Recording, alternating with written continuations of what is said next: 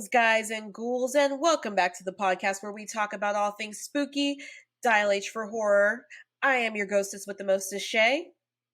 And I'm your favorite final girl, Gina. And welcome back, guys. Welcome back. Woo-hoo. So we had a mild detour this week. Originally on our Facebook, I had announced that we were going to be watching the movie Sick, which is on Peacock. It came out earlier this year.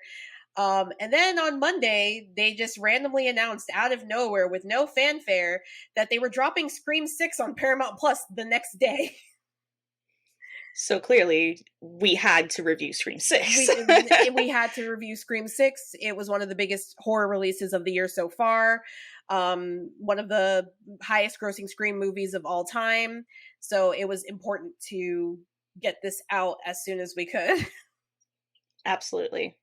So and I'm excited about it. I'm excited to be reviewing it. Oh today. yeah. And then Gina has this amazing shirt on that she made actually.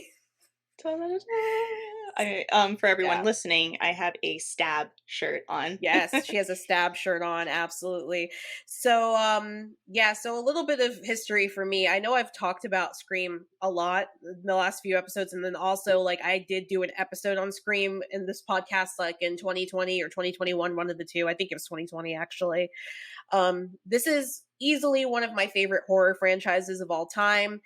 I went into this franchise pretty much blind, which was very hard to do considering that it was memed to death in pop culture, but everything was a surprise for me, so I was very lucky to just go into the entire franchise blind. I've seen every movie multiple times, kind of can quote almost every single movie. It's one of like not even just one of my favorite horror movies, but one of my favorite movies of all time. Is like the first original 1996 Scream is one of my favorite movies of all time. It's iconic. It is. It's like a time capsule of like 90s nostalgia. It's like got the best performances from like Neve Campbell, Skeet Ulrich, Matthew Lillard, Rose McGowan, and Justice for Tatum always. Yes. David Arquette, well. Yes. Courtney Cox. Yeah. Yes. Courtney Cox as someone who's not Monica Geller. It's like I feel like everyone's always like, oh yeah, Monica, and I'm like, Gail. I'm like, no, she's Gail. Everyone's like, no, but Monica, and I'm like, no, she's Gail. So yeah, Scream's been one of my favorite horror movie franchises, and it's had its rough patches, but I definitely think it's found its renaissance as far as horror movies go. So yeah, I was really excited for this movie, and when it came out I did hear good things about it, but I didn't hear like a ton of hype around it. So I kind of went into Scream 6 just being like, okay, let's see what you guys have to offer, and watch the movie as it goes. I find that really interesting actually, because for me, I heard overwhelmingly great things about the movie after it came out. From people who have been fans of the series for a long time, and people where this was their first installment of Scream that they were ever watching. Which I really like that too, with this being like kind of the new trilogy here, the requel. It does a very good job of bringing new fans in, but it has plenty of fan service for long-standing Scream fans as well. Oh yeah. And one of the biggest things about this movie was that Neve Campbell was not coming back because of contract negotiations that went awry. And for me, that was a big thing. I was very, very upset when I heard that. And I was like, this movie's dead in the water. It's dead in the water. Yeah. It's, you don't have Sydney. It's done. There's no, I don't care how great Jenna Ortega is. She ain't going to save this movie. No, she's not Sidney Prescott, She ain't going to save this That's movie. like not having Jenna Ortega in like the next season of Wednesday, yeah, exactly. Like there you go. You're not going to save this. You're not going to save this. But honestly, once the movie started, I didn't really miss Neve Campbell all that much. Like I still, I'm glad that they referenced that Sydney was like, they referenced Sydney, but like I didn't miss her all that much. Like I definitely was kind of like, okay, now that you're doing it this way, I see the potential going forward that you don't necessarily need Nev Campbell to make a good Scream movie. And that's kind of Absolutely. good, because if you want to continue making, if you want to make one or two more of these to round, like, to complete the franchise, because there's four from the original like story, and now this is kind of like restarting a new story. If you want to Mhm. do two more movies, you can do one, or you could do one or both of those movies without her and still make a successful Scream movie, in my opinion. Absolutely. I mean, for this to be the first Scream movie without her, and also for it to be the first Scream movie where they're kind of moving away from, like, how the vibe of the other movies, Yeah. like, the last one was, like, a huge, love letter to Wes, and Hmm. now this is like, okay, we're doing our own thing. So, Hmm. um, it was if there was any movie that they were not going to have Nev Campbell in, this was a good one to start with because they were making so many changes as is, and the movie and the cast seemed to really like stand on their own 2 feet, Yeah. which is very difficult to do. So kudos to Hmm. the cast, kudos to the writers, Hmm. director, everybody. Absolutely, is, and especially considering too, like you mentioned Wes Craven. Hmm. I'm a massive Wes Craven fan. I love everything he's ever done Hmm. for the most part. And yeah, it's like, I think he would be proud of these movies if he was still around to see it. I think he'd be proud of these movies. He'd say, like, Absolutely. they carried on the legacy very well. So before we get, They fit oh, this yeah, era well too. yeah. Sorry, I just wanted to make sure I added that You're in. okay. Yeah, perfectly. They do fit it perfectly. So before we get into the actual like review, I did want to go through, because I know you recently watched all of them, all six of them, and I just Mhm. recently rewatched all six of them. As of today, I finished the sixth one again for a third time. Um, so I wanted to know which one, aside from the sixth one, since we're getting ready to review the sixth Talk one, about it. which one of the first five did you like the best? Okay. So out of the first 5, I would say I really it's a no-brainer. I like the first one the most. I like it because, you're getting into this universe, you're getting a feel for what Scream is all about, which is not like really any other horror movie you Mhm. have watched up to this point, you know? Um, so I just like kind of the introduction. I'm a Billy Stan. Me too, girl. Me too. I was so upset I couldn't go to MegaCon this year because he was there, Whew, I and I know. was like, I just want to take a picture with Skeet Ulrich. Oh, I love Billy. Just mm-mm. There's a lot of things I cannot say on this podcast, but Skeet I am a Ulrich was Billy Lucas fan. Skeet Ulrich. No, I won't even say was. He still is a gorgeous man. Oh, He still still is. When I is. saw him, I barely watched Riverdale, but when he showed up on Riverdale, I was suddenly interested. I Yes. was like, oh, Riverdale has gotten so much more interesting now that Skeet Ulrich is here. Hello. Absolutely. Yeah, so I would say that one's definitely my favorite. But I feel like I'm kind of like it's a pretty big cop out for me to choose that one. So I'm also going to say I really like the third movie as well. Not the third movie. Ew, no, sorry. That was my least favorite. Yeah, The same. second movie. Second movie? Okay. I like the twist at the end of the second movie with it being his mom and everything. Little Pamela shout out there. Mhm. The third one. I will say this, of all the sequel ghost faces, and we're not counting Billy and Stu because they're of course the best. Of all the sequel Mhm. ghost faces, Mickey is the best from the second one. Mickey, Okay. Yeah, I people agree. love Roman from the third one for some reason. People are like, No, they hate the third movie, but they love Roman, and I'm like, Roman's not. No, Roman had the worst motive. He was not worst menacing. motive. He was whiny, and he kept going, "Mother, mother's not here anymore. Mother."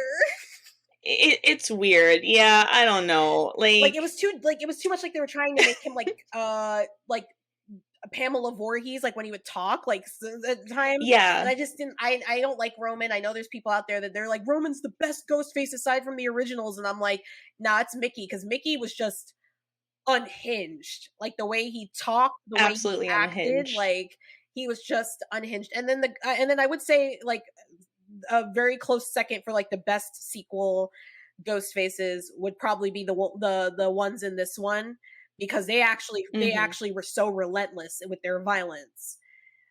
Which was kind of Absolutely. like Mickey. And if you pay Absolutely. attention, the first movie, the fifth movie follows the first movie in the plot, in kind of plot, and then the sixth movie follows the second movie. Like if you pay attention, there's similarities but differences, Mhm. and it's like you can see like definitely the similarities between the killers in this movie versus like Mickey. And it's like, yeah, there's definitely that Yeah. like intensity, the violence is ramped up, like he just the unhinged Yeah, behavior. I mean, it's very clear, which makes me a little nervous for Scream 7 because I don't want another Roman. Yeah. I do like Scream 3, but the reason why I said ill was because of Roman. I am not a Roman fan. No, Roman is the worst ghost face, and I don't understand why like diehard Scream fans have such like a passion about him. Like they'll sit there and they'll like defend Roman and like talk about how no, he deserves his place because he did it all by himself. Like I think that's why, because he's the only solo ghost face. Yeah, and I mean, I'll give it to him Yeah. there. You know what I mean? I will give it to him there, but at the same time, I don't know. I feel like somebody was helping him. He just didn't give any credit. I don't know. I feel like that was when the movie really started to when the series started to jump the shark a little bit. Yeah, That's when the yeah. series started to jump the shark. But, yeah, I agree with you. The first one is absolutely one of the best ones, out of the entire franchise, obviously, because it's the first one. But if I was gonna pick which one that I like the best as far as, like, the story between the first 5, I'm gonna be that person and say I really like Scream 4.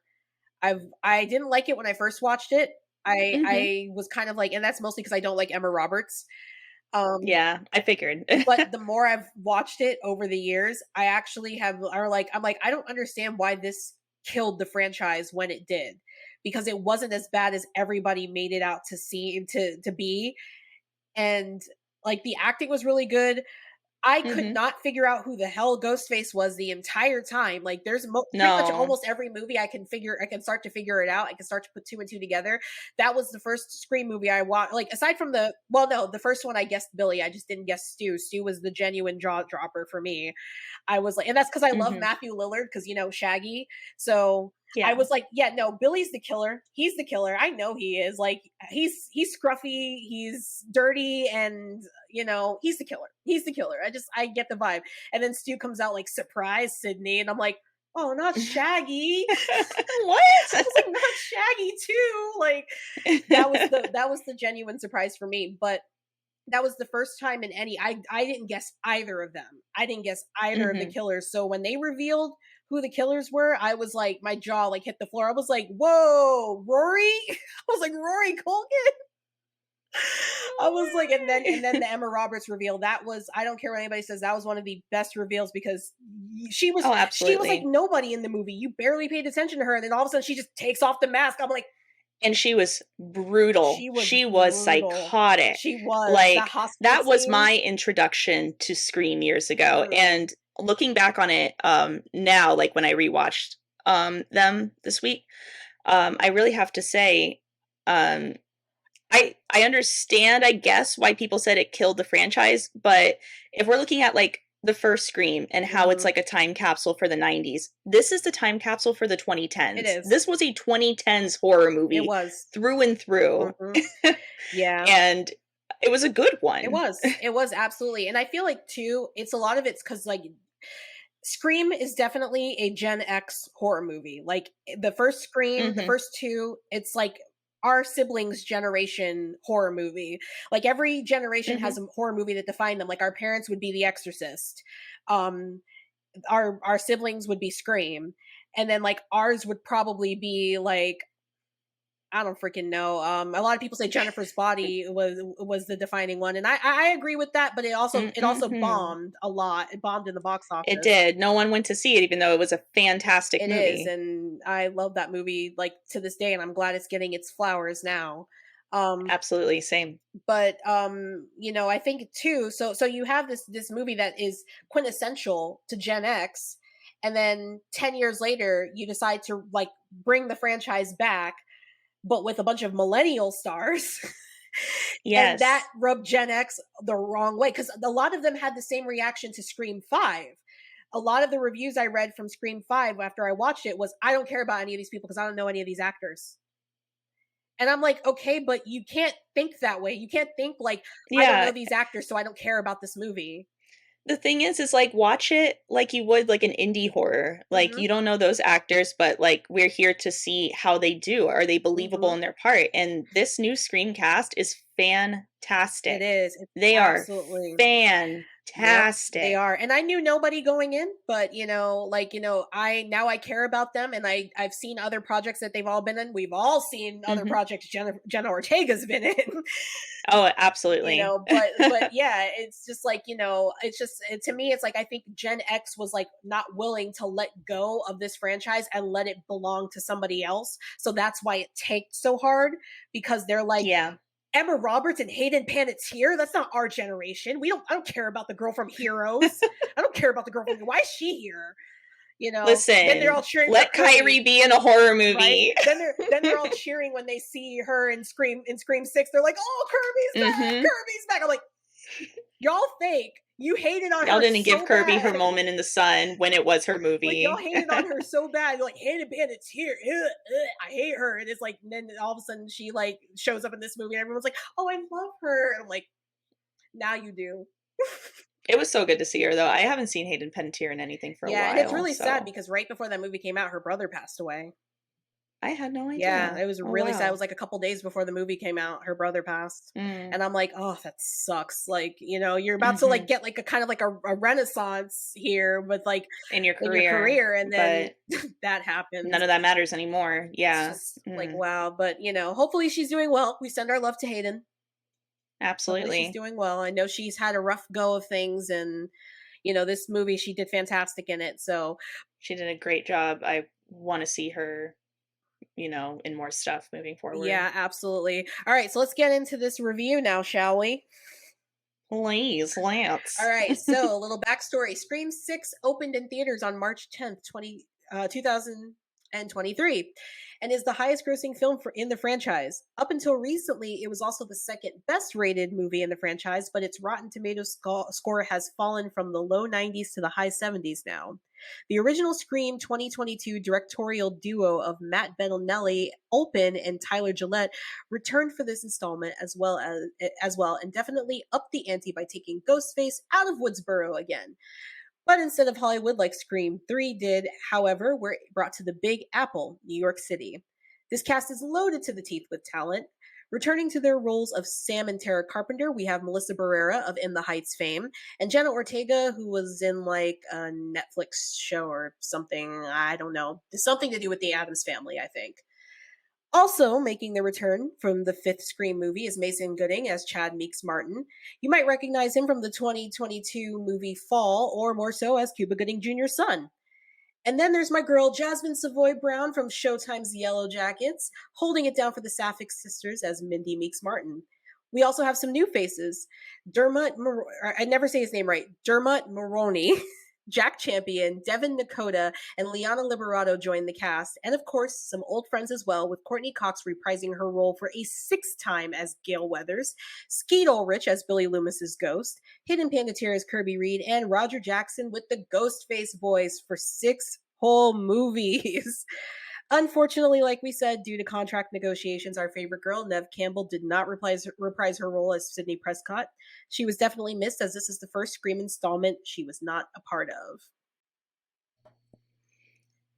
Yeah, I miss her still, but We miss I you, mean, Nev. we miss you now. You want to come back? It's cool. I just, Absolutely. um, but yeah, this is definitely a talented cast. Let me see here. Looking back at the cast for a minute. I mean, I love me some Chad and some Mindy. Chad and Mindy are the best. It's actually funny because I was actually telling Gina last night that when I saw Scream 5, I actually didn't like Chad at all. I thought he was annoying and kind of low key useless. I didn't want to see him die necessarily, but I was just kind of like, he's a Chad. He's his name. He's a Chad. But this movie, I was like, please do not kill him. Don't do it. Protect Chad at all costs. Protect Mindy at all costs. That is the only duo of siblings where I am very attracted to both of them. Absolutely. They're both beautiful. And to think they're related to Randy Meeks. They're related to Jamie Kennedy's character. That made them more attractive. Like Jamie Kennedy is like I Scream is the only role I've ever liked him in. I don't find Jamie Kennedy funny at all. Him in Scream 2, chef's He was kiss. great in Scream 2. He was great in Scream 1. I absolutely loved him in both movies.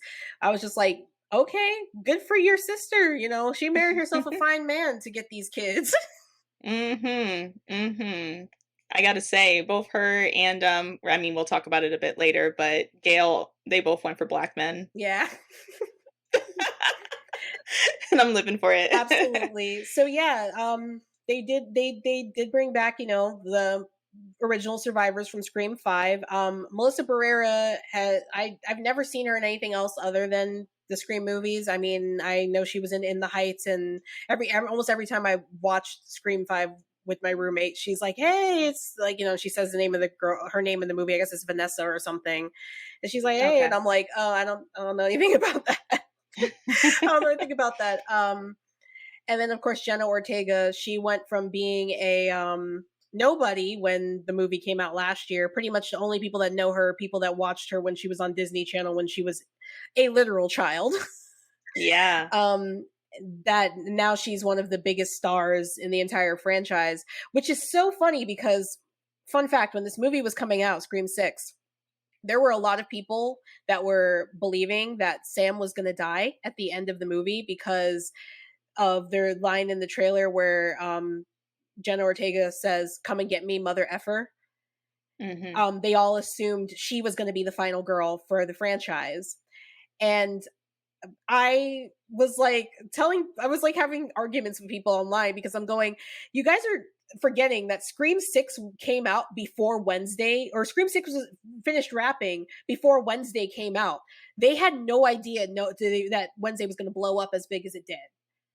Yeah. So they wouldn't place all of their chips on Jenna Ortega's shoulders to be the only final girl. However, I do have a theory she is going to be the final girl for the entire franchise, because my theory is Sam is going to be the final Ghostface.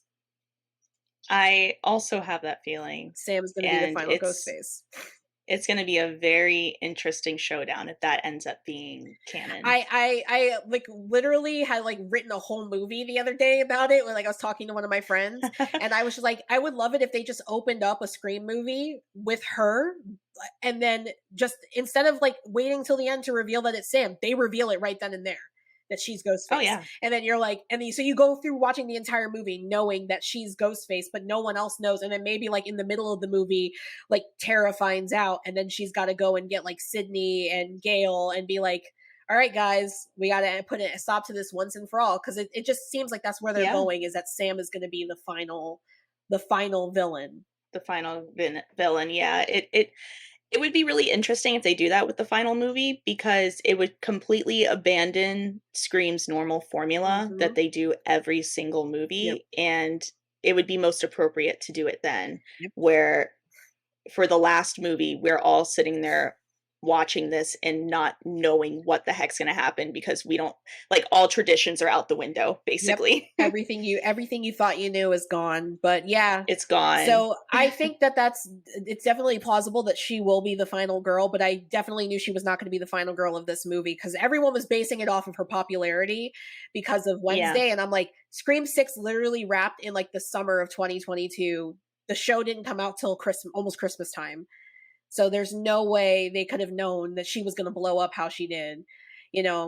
There's no way they could have known. And then, of course, when they drop the trailer, they're going to show you like a ton of her, because they're going to be like, hey, we want all the teenagers to come see this movie. Come see this movie. Absolutely. Like they're going to show you a ton of her. But like everyone was like, yeah, Sam's going to die and she's going to live. And I'm like, no, she's not. Like, Sam's not dying. Mm-hmm. Sam's going to live. Like, don't.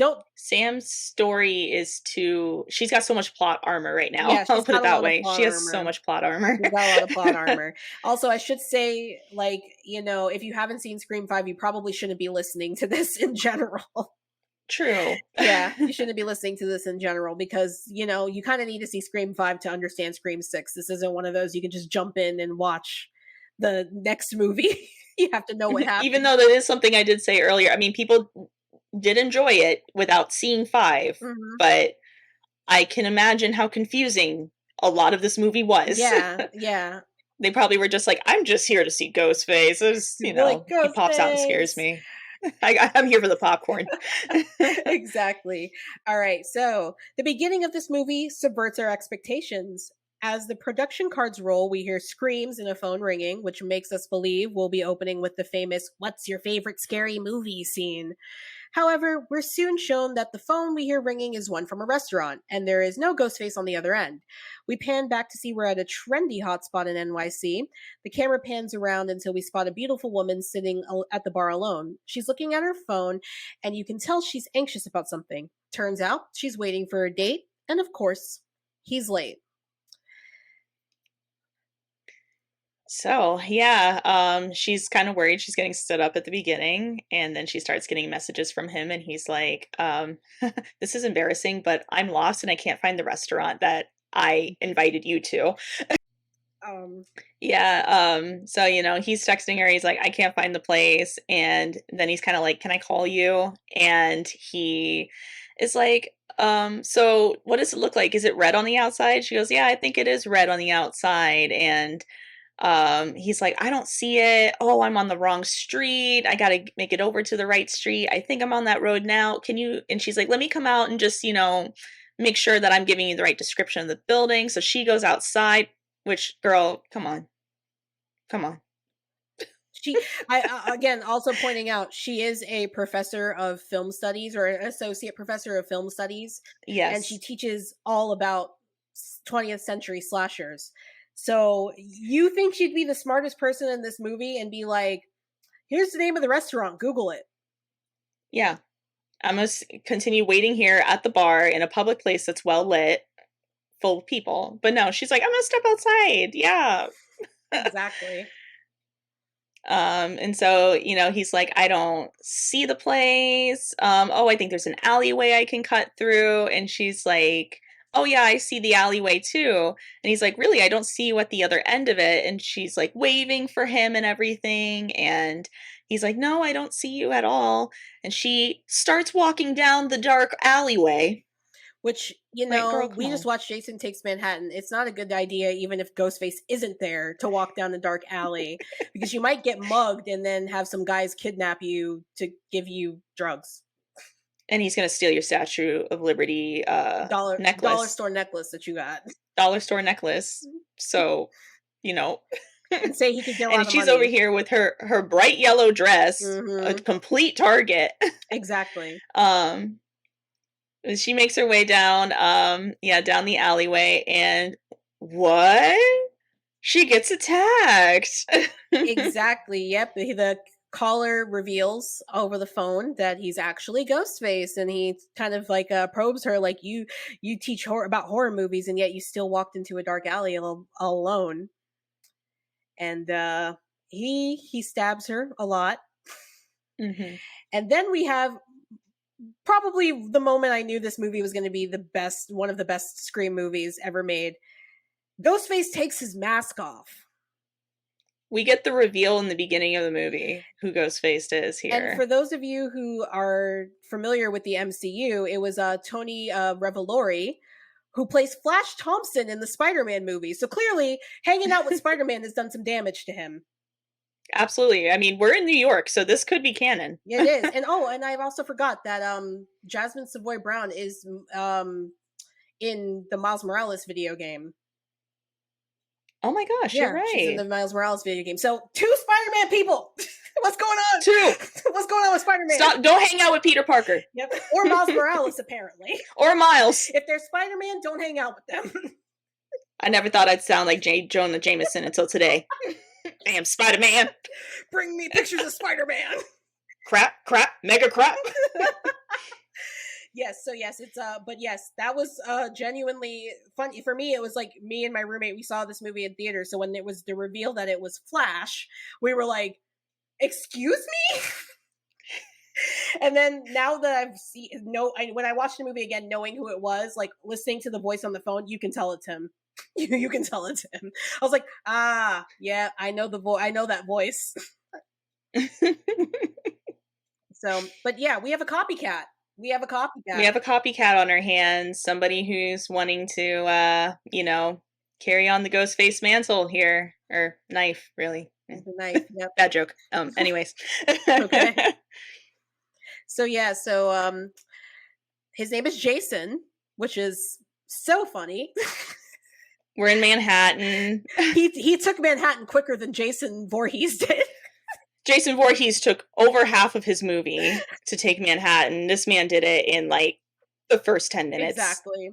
But yes, he discards the costume and he starts to walk down back to his apartment, and we get to see Tara, who's dressed up because it's Halloween time, dressed up as a pirate, walking with some other college students, and it turns out Jason and Tara know each other. And she's asking if he's going to go to this frat party, and he says once he finishes his Spanish project he will. And then he tells her to save him a drink, and she goes off to do her thing. He actually, before that, he asks if Sam is coming to the party. He's very interested. He's like, are you sure she's not coming? You sure she's not coming? And she's like, no, not her thing, no. And he's like, you sure? Positive? You can't convince her? So clearly he really wants both of them at that party. Mm-hmm. I wonder why. Well, we're gonna find out. Ghostface, after all. Yeah. So then he heads home to his apartment. He does a little "honey, I'm home," and no one's home. His I'm not sure. I'm not sure if they're a couple or not. I think they're just roommates, and they were roommates. Well, okay, then his roommate, I won't make any assumptions here.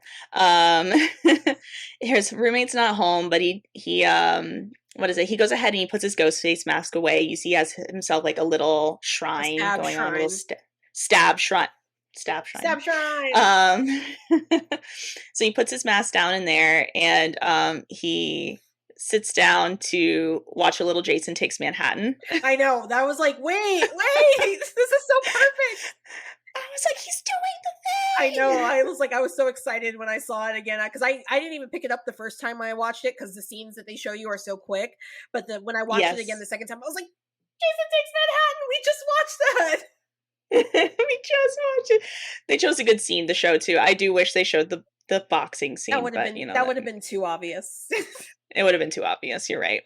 But yeah, he sits down and watches when Jason Takes Manhattan, and that's when he gets a phone call from his roommate. Except, is it really his roommate? Because when he answers the phone, he's using the ghost face voice, which Jason told him, hey, we promised we weren't going to use the voice on each other. Also made me think they were dating. But sorry, okay. It was too easy. But yeah, he was like, we promised that we weren't going to use the voice on each other. And he's like, oh, come on, I have to practice. And so he starts to, try to get information out of Greg about him killing their film teacher. Yes. Which is the woman that we saw in the beginning of the movie. Greg's reluctant. He doesn't want to say this over the phone. He'd rather say these things in person. He doesn't want things to trace back to him. But Ghostface continues to push. And then he starts to insinuate that he is indeed in the home. And he's like, well, where are you? I can't find you anywhere. And so he's starting to look around. Sorry, go ahead. Before that, though, they do reveal that Jason and Greg are planning to kill Sam and Tara because they want to finish Richie, the killer from Scream 5's movie that he was creating, which is it's just kind of like important going forward, because that's sort of the jumping off point for this whole story in Scream 6. Yes, my bad. No, you're good. But yeah, oh no. But yeah, they do. They want to complete Richie's story, which means that they need to take down Sam and Tara. And Ghostface is starting to kind of creep out Greg a bit, and Greg's still thinking that he's speaking to his roommate. So they start to play a game of hot and cold for Greg to find the roommate. Mm-hmm. So he's walking around the apartment. It's colder, warmer, hot. You're on fire. But he's on fire when he gets to the refrigerator. Mm-hmm. So unless if he is Alice from the Brady Bunch, I don't know what he's doing living in the refrigerator. Exactly. He goes ahead and he opens it up and he finds the dismembered body of his roommate in the refrigerator. And this is pretty graphic. It is very graphic. I mean, I loved it, but it was awesome. It was awesome. It was freaking cool. It was really good special effects. It was.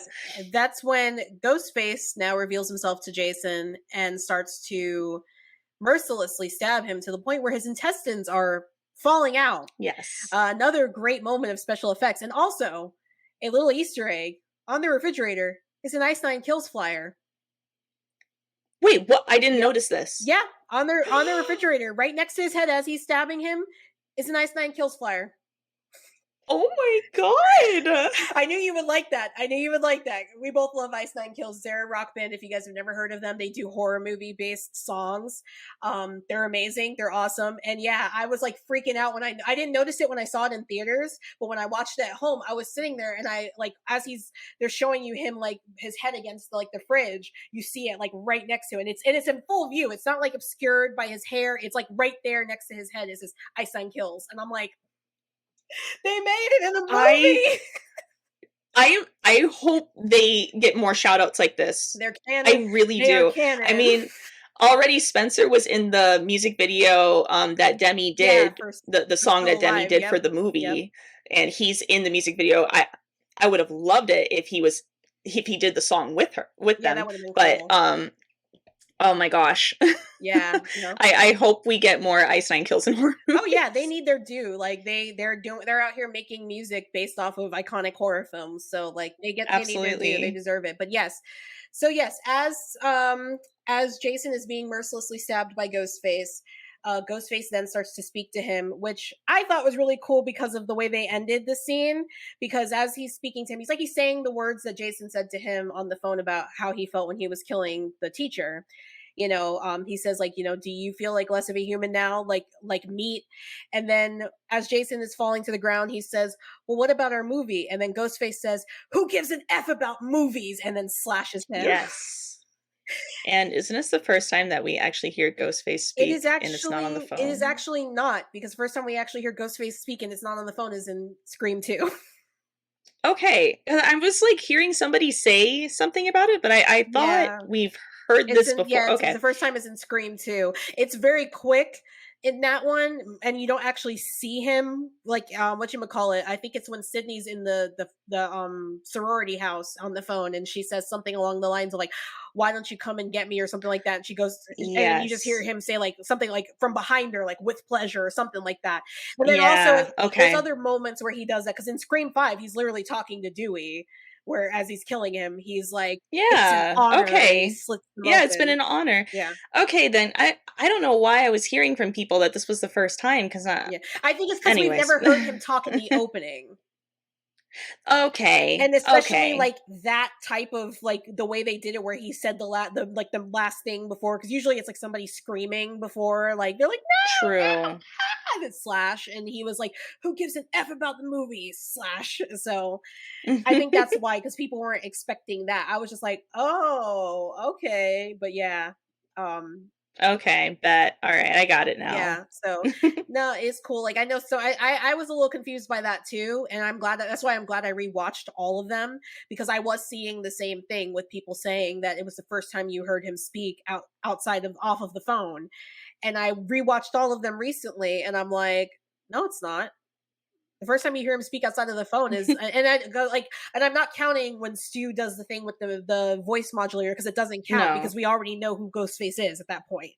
I'm talking about the full costume, and it was Scream 2. It was Mickey when he was he said something to her, and then I think he does it again later on in the movie when he's getting ready to reveal himself. I don't remember, but yeah. And then Scream 5, but people forget things, and it also could have been somebody that's never seen Scream 2 or 5. They could have seen only 6 and 1 and been like, "Yes, the first time you hear him speak." It's like, listen, do your research. Exactly. I guess I need to do more of Yeah. my own though. It's all good. But yeah, All right. care to take us a little further on this journey? All right. Let's go. After the opening scene, we spot Sam in a therapy appointment. We learn at this therapy session that Sam is scared of herself a bit after the events of Scream 5. Like we said, if you missed that movie, you really should not be here, but we'll go ahead and tell you anyways. Sam is the daughter of the first movie's killer, Billy Loomis, and was plagued by visions of him in Scream 5.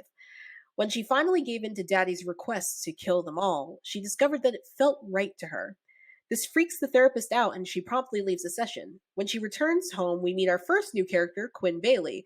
She's the raunchy roommate and she informs Sam that Tara is at a frat party, the one place Sam doesn't want her to be. Yeah.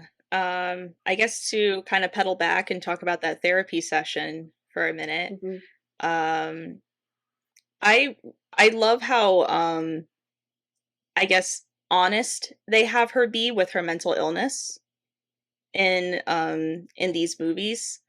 I noticed it in the last movie and it was something I appreciated. They didn't, I mean, of course, you know, they need to dramatize it a bit in order to carry this slasher story along. Yeah. But they don't like make it, I don't know. They make it real enough, They don't make in my it. opinion. They don't make it into a joke, really. Yeah, it's not like almost like a parody on Yeah. itself. It works enough. But yeah, when she's talking to the therapist, that therapist he freaks out He does. when she opens up. She's like, it felt right, and he's like, no, no. I need an adult. Usually, people just tell me they have anxiety. Usually people just tell me that they were like abused as a child or something, and like that I can handle that, but I cannot handle disintentions that you've got going on in you, ma'am. You're in my home right now. You know where I live. Like, the only thing that has and I think always will bother me about the whole thing with Sam, though, with her seeing her dad, is I do not like the de-aging technology that they used for Skeet Ulrich. It makes him look plastic and fake.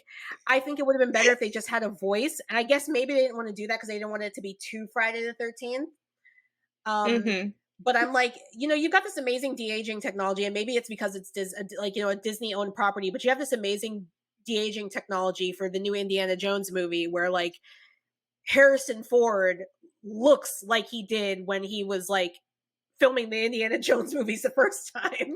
Yeah. In the de-aging scenes. But then you get to this and it's like, okay, this man is like well into his 40s now, and y'all are like trying to make him look like he's 17 again.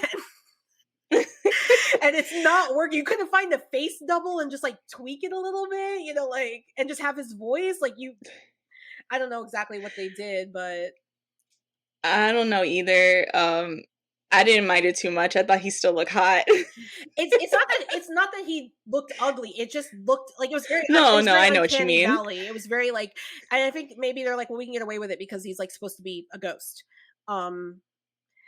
But yeah, it was very Uncanny Valley. So I was like, when I saw it in Scream 5, I was like, I don't like that. They could have just like opted to go with like his voice or something. But then like at the same time, I'm like, well, you know what? It is what it is. They did it. So I'm not going to, it's nothing that I can do about it now, except for just accept plastic looking Skeet Ulrich on my screen. It's one of the scares in the movie. It is. That's all. But yeah. So when she gets back to the apartment and we meet Quinn for the first time, Quinn comes walking out of her bedroom, and she's talking to Sam for a second, and Sam's like, "Who's that in there?" And is that Paul? And you hear the guy yell from the bedroom. He's like, "Who's Paul?" Yes, exactly. Yeah. And she's like, "No, that's not Paul. I also is somebody." I also want to point out that Quinn got, like, she was in the middle of doing stuff when Sam walked in. She got up real fast and put on that role. She really, like, she was prepared. She was like running. This ain't Quinn's first rodeo. Running to the door. I'm like, girl, like, you got up so fast. Like, you were literally just in the middle of that when she was like, "Quinn, I'm home." Like just appeared out the door like, "Hey, what's up? I wasn't doing anything in there." One thing I do appreciate about her character is that we are not having like we don't have her character in this movie simply to slut shame her. Mhm. In fact, she even says herself, "I'm sex positive," Mhm. and I really like that we're kind of doing away with that trope in a way with Mhm. her character, and that it's like, yeah, so what? She likes to do what she likes to do. She she likes to do what she likes to do. Um She ain't hurt nobody. yeah, so after Quinn tells Sam that Tara went to the frat party, of course Tara asks if or Sam asks if Tara brought her taser. She did not bring her taser. And then Mm-mm. they're staring out of the window at this guy as he's changing, and Quinn refers to him as cute boy, which I don't think he's all that cute. But you know, to each their own. Oh, he looked like somebody else who would have been from In the Heights to me, Maybe, honestly. maybe Like, I don't know, he just looked like one of those really, like, beautiful Hispanic people that could sing. he was giving me like I don't know, like I didn't really feel like I felt like he was like giving me like mob vibes or something like that, like especially when Oh, he would really? talk. I found him cute in some ways. What's the other musical? He kind of I felt like he would do well in this musical. Gosh. Rent. Rent, I could see Rent.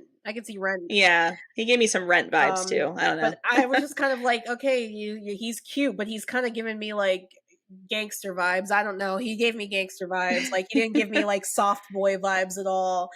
He was nice. He was sweet. He did his thing. But um, yeah. So Sam ends up going to the party to collect Tara, and this is where we get to see the usual suspects. We see that Mhm. Mindy has a girlfriend named Annika. Annika Yes. Kyoko is her full name.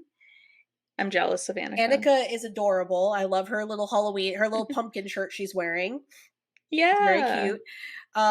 Annika asks her, you know, isn't it weird being at a party after you were almost killed at a party? And Mindy tells her, it's kind of like being struck by lightning twice. You know, it doesn't happen like that, or something like that. And Annika's like, oh, I guess I should stay next to you then.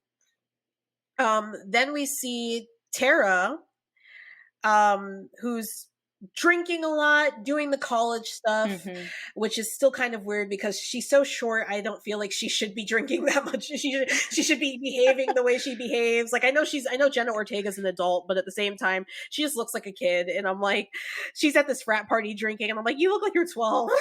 You look like you're 12-year-old at this frat party. But she ends up meeting a guy named Frankie, who Mhm. takes her to go get some alcohol and stuff like that because the keg is tapped out. But then when they realize that all the bottles of the harder stuff are also tapped out, he says, well, I have a bottle of Fireball up in my room. And Tara, who's feeling a bit reckless, is like, okay, why not? So Yeah, this is clearly Tara, coping with the events of Scream 5 in her own way, which is not safe. definitely not safe because that guy He was giving all the red he was flags. sleazy.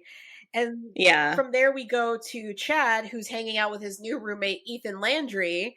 And they're just being very weird. They're like, I don't know what was happening there. They're like, they're like, I don't know if that was dancing. I guess that's dancing. You never seen that move before? I've seen the move, but I just didn't know what was happening.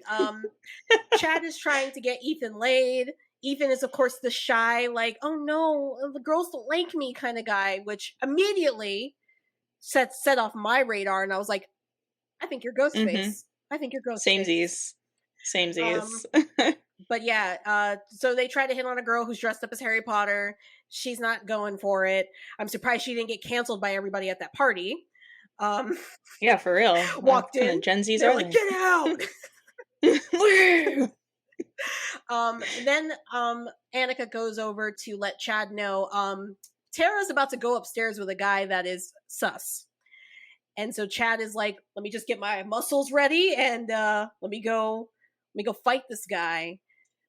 So a fight ensues between Frankie and Chad. Frankie and Chad are getting in each other's faces, and then Sam shows up Mhm. and tases Frankie in the balls.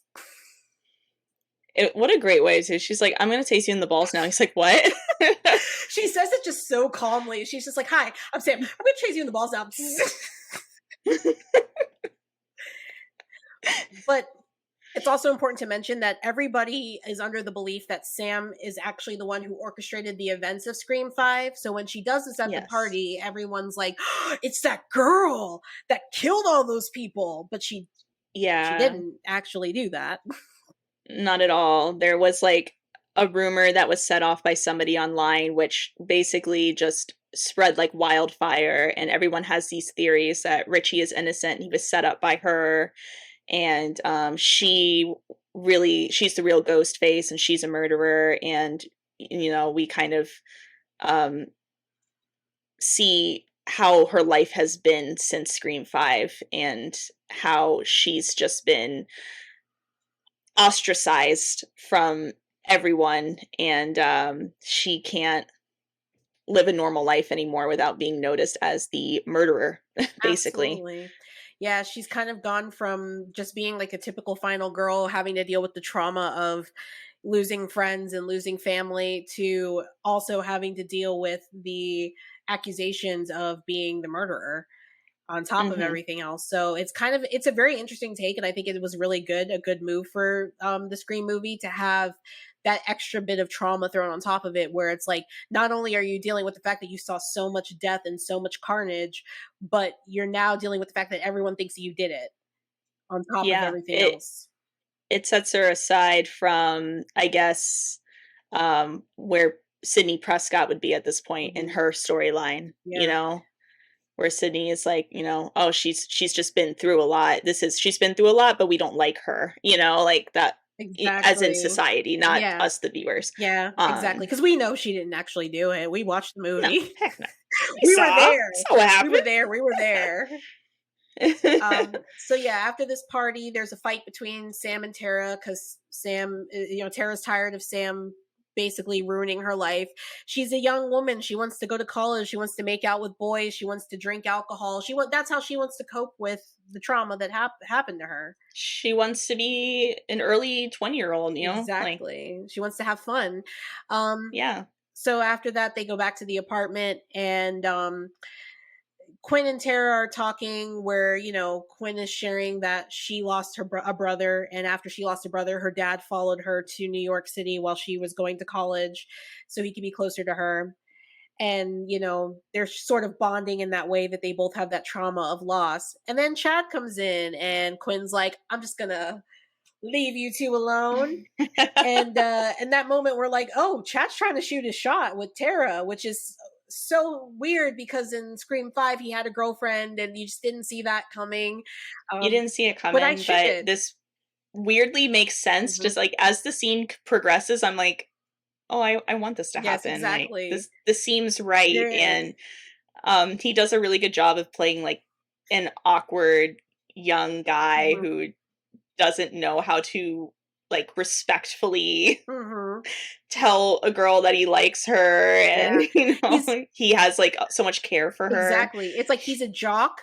And then in Scream 5, they painted him as like the dumb jock, like oh, I'm just the big dumb jock. I'm just like I'm going to show them Hobbs and Shaw, like you Yeah, look at know, me in my Letterman jacket. exactly. They painted him like that, but in this movie, they really stripped that back and they showed you like the humanity that he has. Like he's not just a Hmm. Chad. Like he's a good Chad. He's a good Chad, guys. And Hmm. he's We love this Chad. He has a good Chad exactly he is. face. He has a great Chad face. But yeah, he's definitely very caring of Tara, and of course they're about to kiss, and then Quinn barges in, and it gets more awkward because she won't stop talking about genitals. Yes, yes. The way she got to say C block so many Yeah, times in one and he sentence, tells and he's like, "Please he's like, stop." stop saying that word. Just stop saying it. So he leaves, and then we go to Sam downstairs, and as she's walking, the cute boy from across the building is Yeah, walking by, and then they stop and start making out with each other, and we're like, this is the biggest plot twist for me. More than any Ghostface oh reveal in yeah. this series, I was like, "Hold on."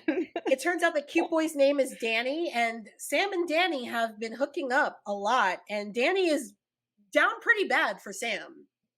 He He's is down pretty bad down for real bad for Sam, Sam. to the point where he's Mhm. just like, "Look, I don't care that you don't wanna see me in public. I'm gonna still be here.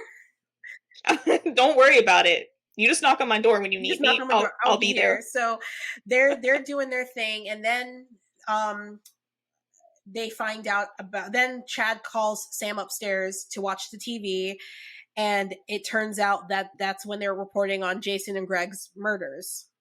Yeah. Um, of course, Sam goes into a panic. She wants to leave immediately. She wants to pack everything up and just leave New York City.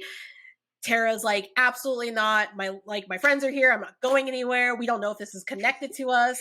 Tara's like, "What about my education?" I'm like, "Shut up." You're like, what about my partying and drinking and hooking up with random guys Yeah, that I'm are like, not "You don't Chad? care about your education." So then, Tara says, well, Quinn can call her dad because her dad's a cop and find out what's going on. So they call Detective Bailey, who is played by Dermot Mulroney. And Mhm. it turns out that he was just about to call Sam because Sam's driver's license was found at the scene of the crime. And Ba, ba, ba. he wants to know how their involvement is. So the two of them, Sam and Tara, leave, and as they're leaving, um, Sam gets a call on her phone from Richie's phone, which Richie is dead. So how's he calling her? Exactly, which is really It creepy. is really creepy. I would freak out, and, she even mentioned, she's like, "I never deleted his phone number," but, like, Mm, I've had that happen where people have passed away, but I still have their phone number in my phone, yeah. and I'm not getting, like, ghost calls from them, so Well, this wasn't a ghost call. This was a ghost face call. but, Yes. No, Ghostface is on the other end, and of course he's taunting them and telling them that, he's coming for them, and Sam is like, bring it. What happened to the last guy that tried this? I stabbed him 22 times and slit Mhm. his throat and shot him in the head. So let's go. So Ghostface is Yeah. like, all right, let's go. Pops up out of from behind them, grabs Tara, and they just barely get away. They run into a convenience store to ask for help, and Ghostface walks in, and this is the moment when I was like, this Ghostface is kind of scary because he Yeah. walks in and just starts killing random people that have nothing to do with what happened in Woodsboro. He just starts killing random people that are in his way. They're not connected to Sam and Tara. They're just bystanders. I don't think there's been any Ghostface that's done that. Like, I'm thinking through all the movies, I don't think and so every either. single person that's killed has had some form of connectivity to what is going on. Like, even I guess you can argue that Patrick Warburton's security guard in the third movie, like, he's a throwaway, but he was protecting the actress that was playing Gail Weathers. So it's like Exactly, he was in the he was way in the of way. what Ghostface was after. These people are just, like, And it's shopping. like, yes, they're technically in the way too of what Ghostface is after, but at the same time, they're not connected. They have no idea what is Typically, I going feel on. like Ghostface would just, like, push them out of the way to Mhm. get to who he's after. This Ghostface is shooting them in the face with, like, a I know, shotgun, you point know? blank, right in front of the dude. He just took the shotgun from Yeah. him and like 2 feet away from the guy. Like, that guy's head was Mhm. probably like in pieces. In pieces, And then yes. when he walks in and the one guy turns to him, and he's like, hey, dude, what are you doing? And, like, there's a line, like, what are you doing here? And he starts stabbing the guy repeatedly. I'm like, that Yeah. is scary because imagine you have no idea what's going on. You're not part of this. It's Halloween time, so, like, someone coming in with, like, a mask and costume on is not, Exactly. like, something you would bat an eye at, Exactly. and then this person ends up being, like, An a actual killer. psychopath. So I was like, this is the moment I was like, this is the scariest ghost face we've ever had because he just killed people that had nothing to do with this. I don't care, you can use the argument that the shop owner was protecting Sam and Tara, but the thing is, the shop owner was only doing that because he just saw the guy stab somebody in front of him. Mhm. If like Ghostface had walked in and like pushed people around, yeah, he might have like thrown them a bone or tried to help. And then Ghostface might have dispatched of him. And then you could be like, okay, yeah, but the thing is, it's like he's mostly doing that because like the dude just drove customers out of his store. Like he Yeah. just stabbed a guy right in front of him. Like, what are you gonna do about that? I mean, that's why he has a shotgun there is for something like that Mhm. happens, you know? And then after Ghostface shoots the shop owner in the head, he takes the shotgun and walks around. And this was was a scene that a lot of people were clowning when the trailer came out. That Oh. I kind of thought the memes were hilarious because people were like saying like it's no wonder Ghostface had to get a shotgun in this movie, and they were showing like all the previous movies where he like trips and falls and like like, and I'm like, yeah, I didn't see any of these yeah. memes. I'm like, there was like a whole video somebody made of just Ghostface just tripping, and like they're like, this is why a man's had to get a shotgun. Oh no. But but it was genuinely like a terrifying, intense scene. I'm like, this Ghostface is absolutely relentless. He's not gonna stop until he gets these two sisters. But of course, he gets scared away by the cops, and he flees the scene when Sam and Tara run outside. And I also should point out that he was leaving. This Ghostface is leaving masks from the original killings from each movie, Yes. but going backwards from each movie. So like the first mask was Richie, Mhm. And then the second and then the mask next one. was Jill and Charlie. Mm-hmm. So they're clearly counting down to something when they're doing their attacks. I won't say with their murders because like they murdered like, 5 different people in that grocery store. Mhm. Um so we're just going to go with their attacks instead. Of course. All right, so the sisters make it out of their terrifying ordeal with Ghostface and finally make it to the station where we meet our first legacy character of the film, Kirby Reed, played by Hayden Panettiere. Kirby survived the 2011 film Scream 4 and is now an FBI agent who is taking on the case to face the demons of her own past.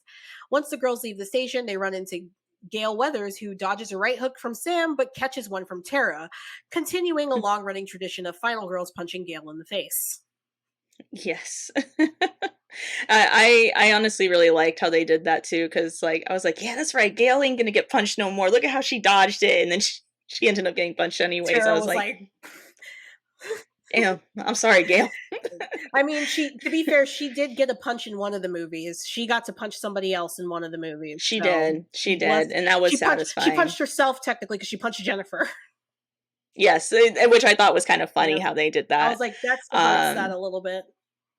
So yeah, it's good to see Gail again. And we also, get to see Kirby too, which Kirby was my favorite character in Scream 4. So I was really happy to see Hayden Panettiere come back, as I have also already said in this episode. So I won't go too deep into that again, but it's good to have them back. We do hear that Sydney has like gone somewhere safe with her family. She's not going to be a part of this time. Has nothing to do with her contractual agreements or anything. It has everything to do with Sydney. Just she ain't got time for it no more. Absolutely, yeah. I don't blame her though. I don't blame her for getting out of there. And she said peace. So then after that scene happens where we meet Gail, my only gripe with the film actually happens here. I'm wondering if it's the same gripe that I have. So after Scream 5 and Dewey's death, you would think Gail wouldn't write a book about the stab murders anymore. Thank you. Especially when they had her seem so remorseful in the last movie. Like you are seeing, because this the thing is, you're seeing character development from Gail movie 1 all the way to 5 here. And she seems so remorseful. And she's like, if I'm writing a book, I'm writing a book about how great Dewey was. Yep. I'm not going to write a book about these murders or anything. And I feel so horrible that I ever did that. And and a bitch wrote a book. Yep. Gail, come on. That was my only gripe. Believable. That was my only gripe with the entire film, which like I was willing to, at the end of the day, I was willing to let it go because I'm like, you know what? Knowing Gale Weathers though, how we've known her for 5 movies, I could see her wrestling with that decision and fighting about it within herself internally, and then just finally going, screw it, I'm just gonna write a book. Yeah. And just doing it, and I think that's how she copes. I think realistically that's how she copes. You put it that way. Yeah. It sucks because I really was hoping they wouldn't do that to her again and make her kind of like this antagonistic character, because I have a love-hate relationship with Gale Weathers. I do love her character, but I'm also like, can you stop trying to capitalize off of this? But at the same time, no, it's weird. I do think she is that's how she copes. And I think maybe after Dewey died, she really wrestled with the decision not to do it.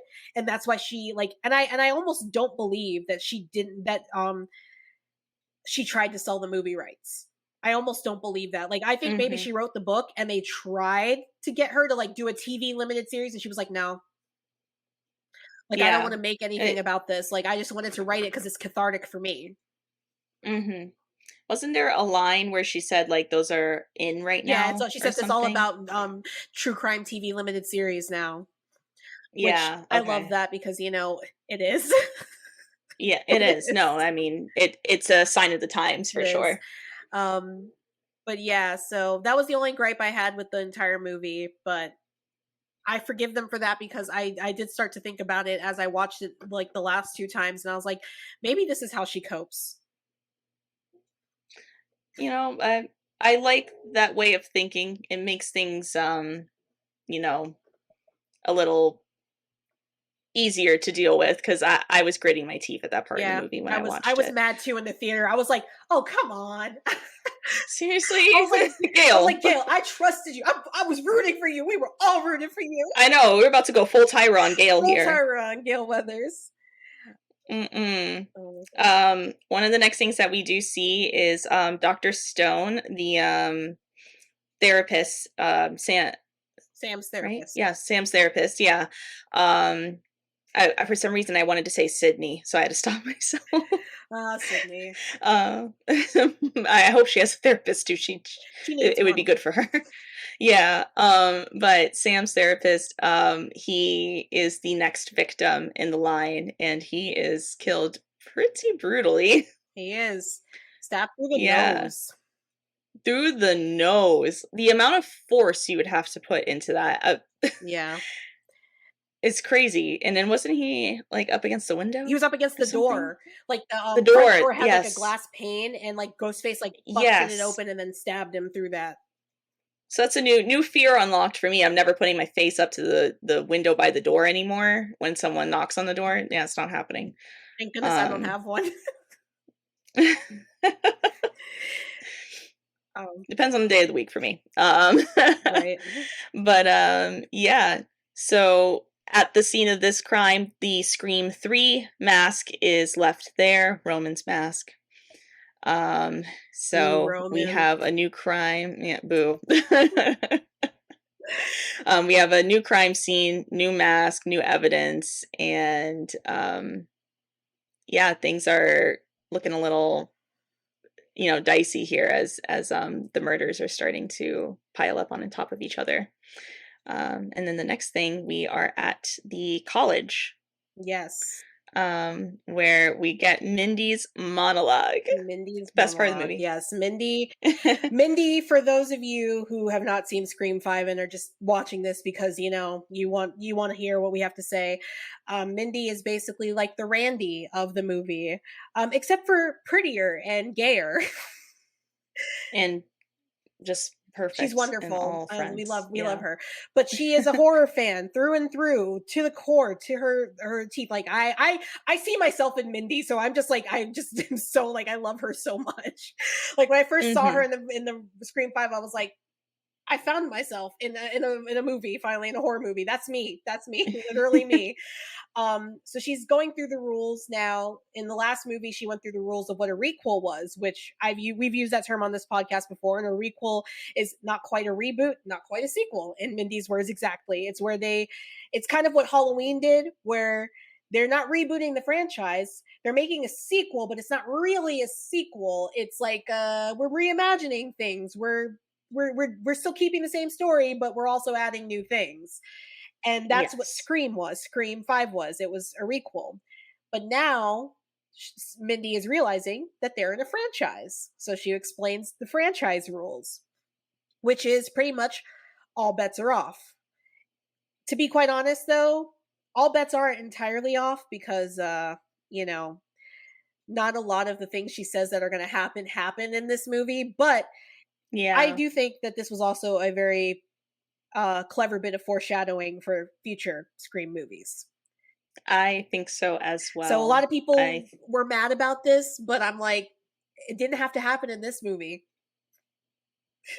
It's just kind of like talking about the new horror tropes and cliches that are in this time, like in the 2020s. Yes, You absolutely. know, Randy, when he spoke about it, we were hearing about that for the 90s slash early 2000s. Mhm. So things have changed, and it's good to get a little refresher course because now, with this Scream movie being the first of, they're kind of doing their own thing and not necessarily going by the book, Mhm. where they're, doing all the same Scream traditions. Mhm. Like, this is just our little refresher course so we know what's in store for the next couple Yeah. installments. And also, I just want to say one of my favorite parts in this slow monologue is when she's speaking about all the different ways that people can get killed in a franchise, how they amp up the violence. She says beheadings, and Chad's like, beheadings? And she's like, beheadings. And then later on, a mannequin gets beheaded in front of Chad, and he's like, beheadings! This one I was like, I love you, Chad. I was like, the comedic timing of that was perfect. It's like the mannequin's head flies off, and he's like, beheadings! He's like, it's happening. Everything's real. I love Chad. I'm sorry. I love the Meeks Martin twins. They're the best. They're the best. They're the best. I just love them.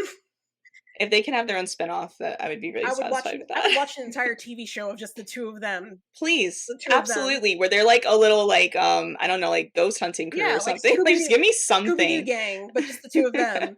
But yes, I absolutely.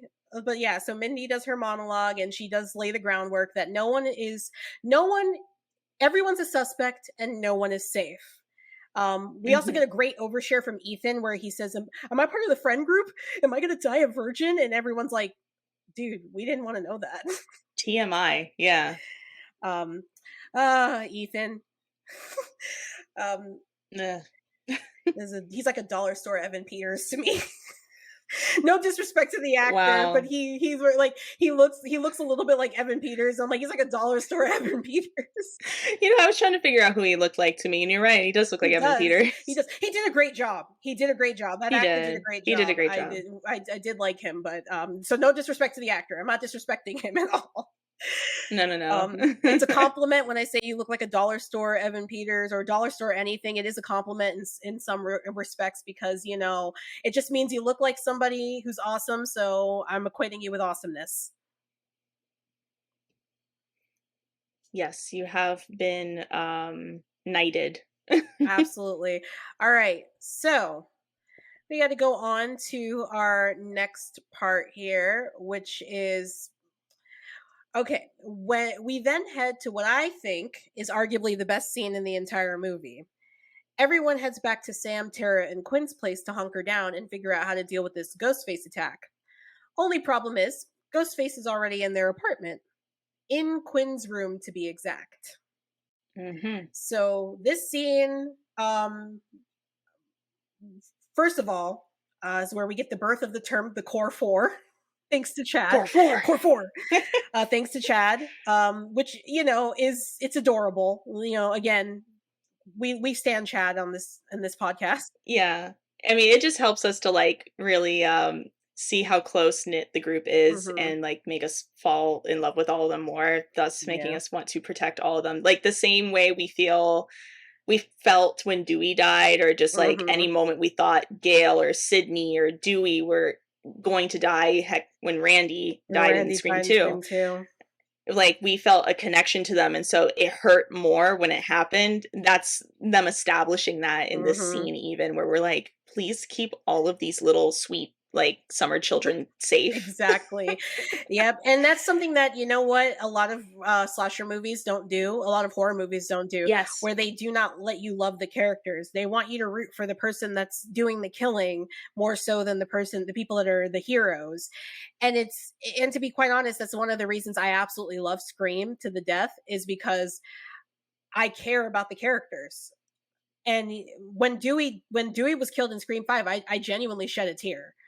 I genuinely Mhm. actually shed a tear. I was just like, It was really I knew it sad. was coming. I had a feeling they were going to kill him off because I was like, Yeah. there's only so many times this man can get stabbed and live.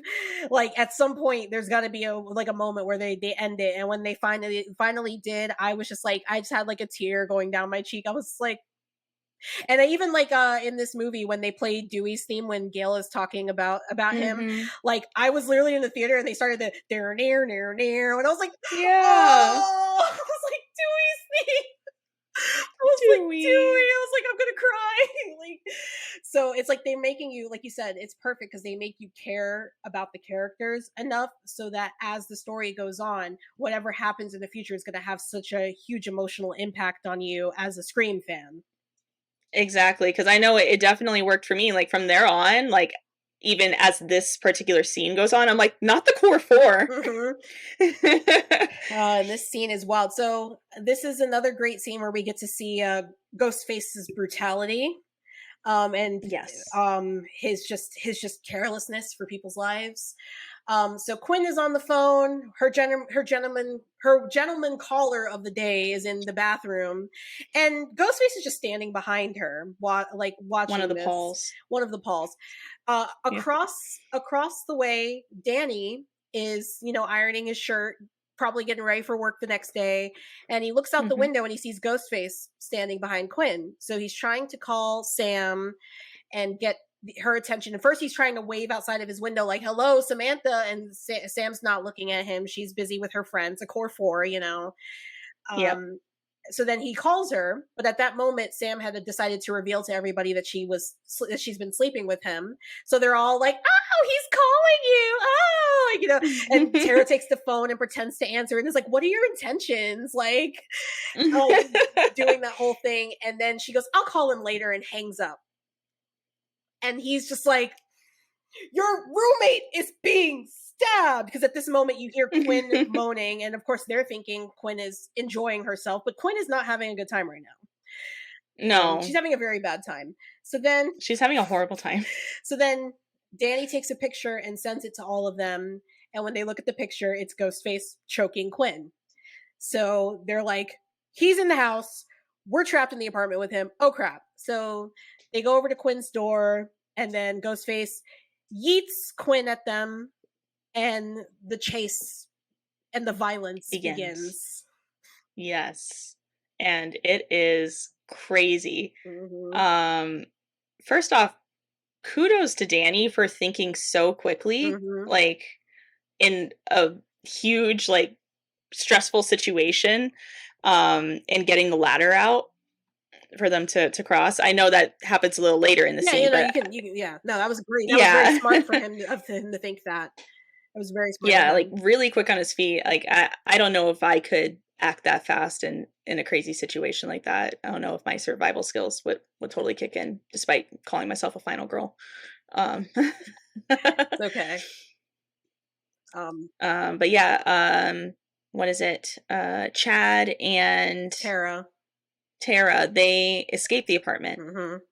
They get They out. manage to get out. Mindy Yeah. gets slashed in the arm again. Mm-hmm. Which, that's got to stop happening. Poor Mindy. And then Annika basically gets her a C-section. Yeah, pretty She basically much. gets a C-section. It's brutal. I mean, he cut her deep. I was like, ow, Mm-hmm. ow. Every time they showed you the knife going up, I was like, ow, ow, ow, stop, stop, stop. Mm-hmm. Like, okay, enough's enough, Ghostface. Jeez, it's either kill her or, Like, just give her a superficial yeah, cut. it's like she's gonna die at this point. There's no turning back. Mm-hmm.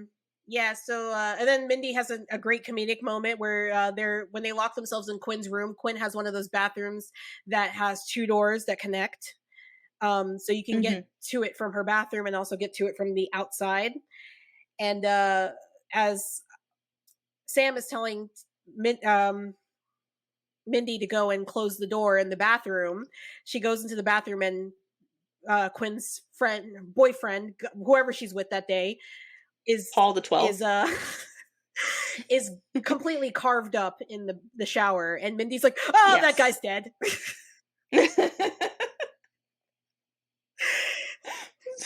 More reasons to love these twins. Just the reaction, the timing of that was just it was so funny in a scene that's like so tense. She just walks in, she's like, oh, that guy's dead. Mm-hmm. And I don't know why, but I felt like that would have been my reaction to something like that. I would be like, oh god, that guy's dead. Okay, What do we do about this? Hey guys, don't come in here. So yeah, so Ghostface, they end up managing to block the second door going into Quinn's bedroom so that Danny can help them escape. So, like Gina had said, he uses a ladder, and he has Sam crawl across the ladder, and then Mindy and Annika are left. Annika is bleeding profusely, trying to keep her organs inside. Yes, Knowing, I think deep down she's not going to make it. So she absolutely. tells And Mindy to go first. yeah, yeah, Mindy, like, really wants Annika to go first. Um, but, she's like, "No, you go before me, I'll be right behind you." Mhm. And, like, as a viewer, you're watching it, and you're feeling sad. Yeah, absolutely. Um, and it is a very intense scene because, like, both when Sam's going across the ladder and then when Mindy's going across the ladder, you feel like it takes, like, 100 It years. does. It does. And you're like, "Oh my gosh, move, move, come on, he's coming, oh my god." They play with the height, You the feeling angles it. for the height too, like camera, so you can see Mhm. like how far the drop would be if they were to fall. It's really well done, It's like, the whole it's scene is so amazingly well done. done. Um, It's probably the one of the first times, with me watching a Scream movie where I actually was, like, on the edge of my seat. Same, same. I was like in the Yeah. theater, like this is genuinely terrifying. Like just what they're going through is terrifying. Like Yes. I would hate to be in your shoes. Like I don't want to be in that position. Um, so Annika does finally start to make it across the ladder, but of course, not only is she bleeding out, but she's terrified. As Mhm. one would be crawling from like essentially probably a skyscraper almost, or a very Yes. tall, at the very least, a very tall apartment building, Mhm. to another very tall apartment building. And at this point, Ghostface has made it back into the bedroom, and he puts his knife down and decides, I'm going to have a little bit of fun with this girl as she's crawling across the ladder. Yeah, he's not even, like, trying to kill her, he's just messing with her, And he's just toying which with really her. shows how sick this ghost face is. Absolutely. So he starts to shake the ladder, bounce it up and down, Yeah. twist it, turn it, as this girl who's dying already is crawling across the ladder. Um, they're screaming, they're begging her to come like quickly. She's scared, of course, because the ladder is moving and she's scared to move. Mhm. And then Ghostface finally just turns the ladder, and Annika falls to her grisly death. Yeah, her head hits a dumpster, and we do get to see her face, and her eye, like, just the whole half of her face is just It's obliterated. like exploded practically. Yeah, it's And pretty sweet, I ain't gonna lie, yeah, it's it pretty was cool. great. And they have amazing gore effects in this movie, very realistic They gore do, effects, they do. compared to like the earlier movies where the blood was way too pink. It was corn Yeah, syrup. it's corn syrup, like they used for the pig's blood in Carrie. Yeah, exactly. Yeah, and then the it's so sad. Mindy's scream as she sees Yeah. Annika hit the ground, and the pain in her voice. It's very sad to think of. Um, but yeah, that scene was probably the most tense scene in any Scream movie ever made. It was genuinely scary, and it showed just how cold this ghost face is compared to Yeah. previous ghost faces that have existed. So Mm. now that Quinn is dead, Detective Bailey is removed from the case. He is, of course, devastated about the loss of his daughter since he already lost a son before moving to New York City, but he vows to Sam and Tara that he'll help them catch the guy before it's too late. Ethan arrives suspiciously late to the scene and is immediately accused by Chad of being Ghostface. He states that he was in a study hall all night, so it couldn't be him. That's good enough for Chad, but not good enough for Mindy, who just had to watch her girlfriend die at the hands of something they could have avoided. Yeah, Chad, I don't know, man. Chad's just kind of like, "Oh, you were in econ study hall all night? All right." And Mindy's like, "I don't trust you." Mhm, and this is why they would make great They would. detectives. Because they're over here, they're like, no, seems sus." Mhm. Yeah, so, this is the point where the squad meets up with, Gail and, Kirby. Kirby, and, you get a cool little moment where Gail's looking at Kirby, and he's like, "You can't be in the FBI, you're a kid." And And Kirby's like, I'm Kirby. 30." Yeah, which is just like it was just so like um upsetting for me because I was like, "Oh god." Yes. I know, it was a punch to my gut too. I'm like, "Kyrie, you're not 30. Come on now. Like, hold up. What you mean? Yes. I just saw you in 17 magazine, like, Like, a hold minute up. ago, right?" Yep. So, Um yeah. Mhm. I was just gonna say, so yeah, so Gail tells them that she found something very interesting that no one else has found that apparently belonged to Jason and Greg. And she takes them to a room that I would have in my house if I was rich and had a ton of money to just blow. You see, I was gonna say, like, how much money did they give you to film your bedroom? Yeah, honestly, I wish they would have given me more. They just kind of barged into my house and started filming. And I was like, oh, That moment that Gale Weathers just burges into your house and it's like, "This is the room that the murderer is at," and you're like, "No, this is just my bedroom. What are you talking about?" um, all jokes aside, no, the theater is an entire shrine to Ghostface. It has stuff it has items that were prevalent in previous Scream movies that happened, that were part of murders. Has like the knives that they use, the TV that killed Mhm. Stu Macher, the clothing, and then every single Ghostface costume from every single movie, all lined up with Billy's in the center. Yeah, you even have this little moment where, like, Kirby walks over and she's looking at Jill's outfit, Hmm. and, like, she's looking at the knife that stabbed her Yep. in the stomach and everything, and, Yeah. it was a well, I mean, it was a cool nod It to all the was. previous movies. It was a cool nod to all the previous movies, and it also was really well done in showing you just how deep their trauma runs, and Yes. how so many people have capitalized on this. Which it's actually a really great commentary for like for a form of social commentary that was born last year, especially after the Dahmer show was released, Mhm. where people have been taking to task glamorizing real crimes. And I look at people, I'm like, just go watch Scream. It tells you what that's like. People want to sleep Absolutely. on Scream and like, oh, it's a horror comedy. There's no like social commentary. It's just like meta humor, making fun of like, pop culture. And I was like, yes, it has that. It has those elements of like making fun of the pop culture and like poking fun at like the horror genre in general, but it also shows what it's like to be the victim of such a horrible tragedy and then watch people capitalize off of it and watch copycats continue to come out and say, hey, we want to continue making these movies, so we're going to continue these murders so we can continue making these movies. um Obviously it's an extreme case. I mean, there's nobody out here saying like, I'm going to go and do what Jeffrey Dahmer did so we can make another Dahmer movie. Like, you No. can't do that, but like at the same time, it's like people's fascination with crime. And I'm a true crime lover, but there is a way to consume true crime media that I think gets lost in the sauce a lot. And this movie Mhm. like perfectly encapsulates it, because here's this shrine of actual criminal evidence, actual stuff, actual murder weapons, actual clothes that people were murdered in. Here's a Mhm. shrine to that.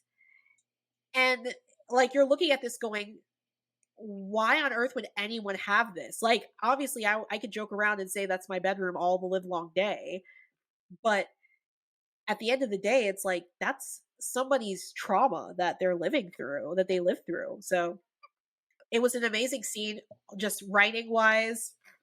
It was an amazing scene, like acting wise, like like you said, Jill looking at, or not Jill, Kirby looking at Jill's outfit, Yeah. and like that sadness over her face because Jill was her best friend. And it's like, imagine knowing your best friend orchestrated to kill you, like, Absolutely. and Yeah. she's looking at it with like this sadness of like, this was somebody I loved, this was somebody I cared about. Gail looking at the stuff, at Dewey stuff, and the Mhm. sadness in her face, like just looking and seeing all the stuff with Dewey and just being like, that was the love of her life, like this is real. And even Sam looking at her father's costume, just kind of like in this horrific moment of like, this is real. Like, my dad actually did this, Yes. you know? So, and then he shows up in ghost form on the glass. And I was like, "Oh my god, hey. I was like, "Oh, I didn't know Didn't you were expect to gonna see you be. I didn't know here. you were gonna be here. Hi, hi, Billy." Hey, Bill. And he's like, How "No, we you got to start doing?" carving people up again. Come on, Sam, we got to start carving people up." He's like the dad that's trying to get you to go outside to play baseball all the time. And you're like, "Dad, I'm really not into this right now." And he's like, "Come on, let's go outside. Let's toss the old pigskin around." Exactly. Like, except the pigskin is like people skin. Yeah, exactly. Aw. But and then one of my favorite moments happens in this movie happens in this scene. Um, if you've seen Scream 4, you guys would know that Kirby's character is a horror junkie. So she knows a lot about horror, loves horror movies. And in this scene, there's a part where Mindy is sitting there, and Kirby comes and sits next to her, and they kind of start having a riff off about horror movies. Yes. And I just love it was just enough, like they didn't overdo it too much. It was just enough of like, here's these two women that have been through this traumatic thing that are both like absolute horror junkies, and they're just firing off like the best Friday the 13th chapter or part 2, final chapter. I had a crush on Corey Feldman. Okay. Mhm. It was a cool moment to see. It was. And actually, it gave me a bit of an idea, or not an idea, but like, I don't know. I kind of feel it would be interesting if in future installments of the movie, if maybe Mindy has her own horror movie podcast. Yeah, that would be cool. It would be very current, and it's something I could see them doing. Mm-hmm. I don't know, just like the way that they were riffing off of one another, it gave me that feeling of, oh, that would be a cool direction to move in Mm-hmm. and kind of talk about, something current going on, which is people doing horror movie podcasts like the one that we're doing right now. Yay! Hi, we're here. Yay. We can do a cameo in that movie if y'all want us to. Yeah, there you go. Just show up. We'll tell them that we're just going to show up and Yeah, do it. exactly. We're Mindy's friends. Oh, 100%. Mm-hmm. Yeah, so they start to set up the trap for Ghostface. Mm-hmm. And It's when they're tracking the call to see where he's at. mm-hmm. We have another great moment of Mindy's little personality that we get to see, where she whatchamacallit, is hiding out. Her and Chad are hiding out in the van with Kirby, who's trying to trace Ghostface's call. And she tells Kirby, "Oh, you think you're safe because we're in a van in broad daylight, and this is exactly how my uncle died." And I just love that, where she's like, in a van in broad daylight, dragged to a van, stab, stab, stab, no more Randy. Exactly. There's so many great lines and like quips in this movie. There are, but yeah, so I just love that line, because it's just like the way she talks about her uncle's death, just like, stab, stab, stab, no more Randy. Just like that. um So they do get a phone call from Ghostface, and Kirby starts to track the phone call. They're trying to get information out of him as quickly as possible, but Ghostface tells them that he's actually nowhere near them right now. Mm-hmm. And Kirby pings him at the other side of town at Gail Weathers' apartment. Yep. So now it's kind of like a wild goose chase to get over there. The sisters actually steal Detective Bailey's car, Mm-hmm. which this is the moment where I was like, Detective Bailey, you really need to chill, because he's like, no, you can't go over there. No. Like, no, you're not allowed to. And it's like, what do you mean no? Someone's about to die. Exactly. You're a police officer. Like, you should be getting in the car too now. Exactly. Yeah, then when we're over at Gail's apartment, we see that she has a new man, and his name is actually Brooks. Yes.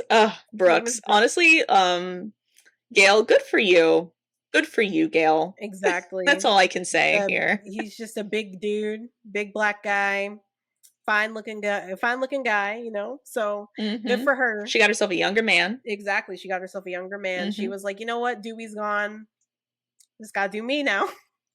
I might as well live it up. Mm-hmm. This moment though with Ghostface and Gale, first of all, this is the first time that Ghostface ever speaks to Gale on the phone, um, which is shocking because you would have thought by now at some point he would have called her. I Yeah. know he did call her phone in Scream too, but Randy was the one that answered. But Yes.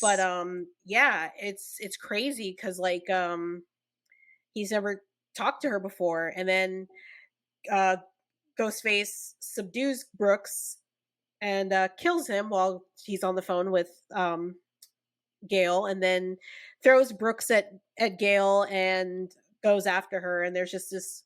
Fully yeets I mean, Brooks. yeah, Which, like, how strong are you, Ghostface? Because Brooks is a big yeah. dude. Especially when we find out which Ghostface it was that did that too. Like, it's like Mm-hmm. It's you really did that, okay? like, dang. So yeah, so Gale and him going a wild goose chase. Gale shoots Ghostface, or so she thinks, and then Ghostface, eventually gets the jump on her. And right when she's about to stab him with his own knife, he picks up a piece of glass and stabs her in the stomach, um, Yeah. which almost seems like it's fatal. But of course, once the paramedics get there, they're like, There's a faint "There's a faint heartbeat. heartbeat," because Gail's she's just Yeah. holding on for dear life at this point now. Absolutely. And even Gail was like, tell Sydney that they didn't beat me. Yeah, exactly, Yeah. exactly. So at that point, um, after Gale was attacked, the group decides it's time to set up their own trap for Ghostface to hit him where it hurts. What better place to do that than the theater with the shrine set up for him? Kirby heads off to go get the theater set up, and the rest of the gang head off to meet her later, opting to take the subway during Halloween. So, because everyone is out in their costumes for the night, the group gets split up and ends up on two different subway cars, with Ethan and Mindy being left on their own. Yeah. This was my favorite scene of the It movie. is one of the best scenes of the movie because the amount of Easter eggs for Halloween costumes that you see in this movie is astonishing. I mean, they really went Yeah, all I out. I mean, wonder how much money they spent on some of the rights to use the to likenesses. use all of these different characters, but it was well worth it because it brought so much realism to the scene. And you're like, yeah, this is New York City in Mhm. on Halloween weekend, Yep. getting on the subway, like, yeah, you're gonna see a ton of people in costumes. And it was really cool. I think one of my favorites was I just saw like the raincoat and the red balloon for Georgie Mhm. on there. I don't know. I just The thought that was a cool the one. last time I watched it, when I was watching it with my roommate again, I noticed that there was 3 people in one of the corners of the subway, and when the camera panned really quickly, I noticed that the one of the guys was wearing the mask that the kid, Pluto wears in Us, and when they cut back, Oh yeah, he's I like did see all that. 3 of them are dressed up as characters from Us. Yeah. My favorite is Midsommar.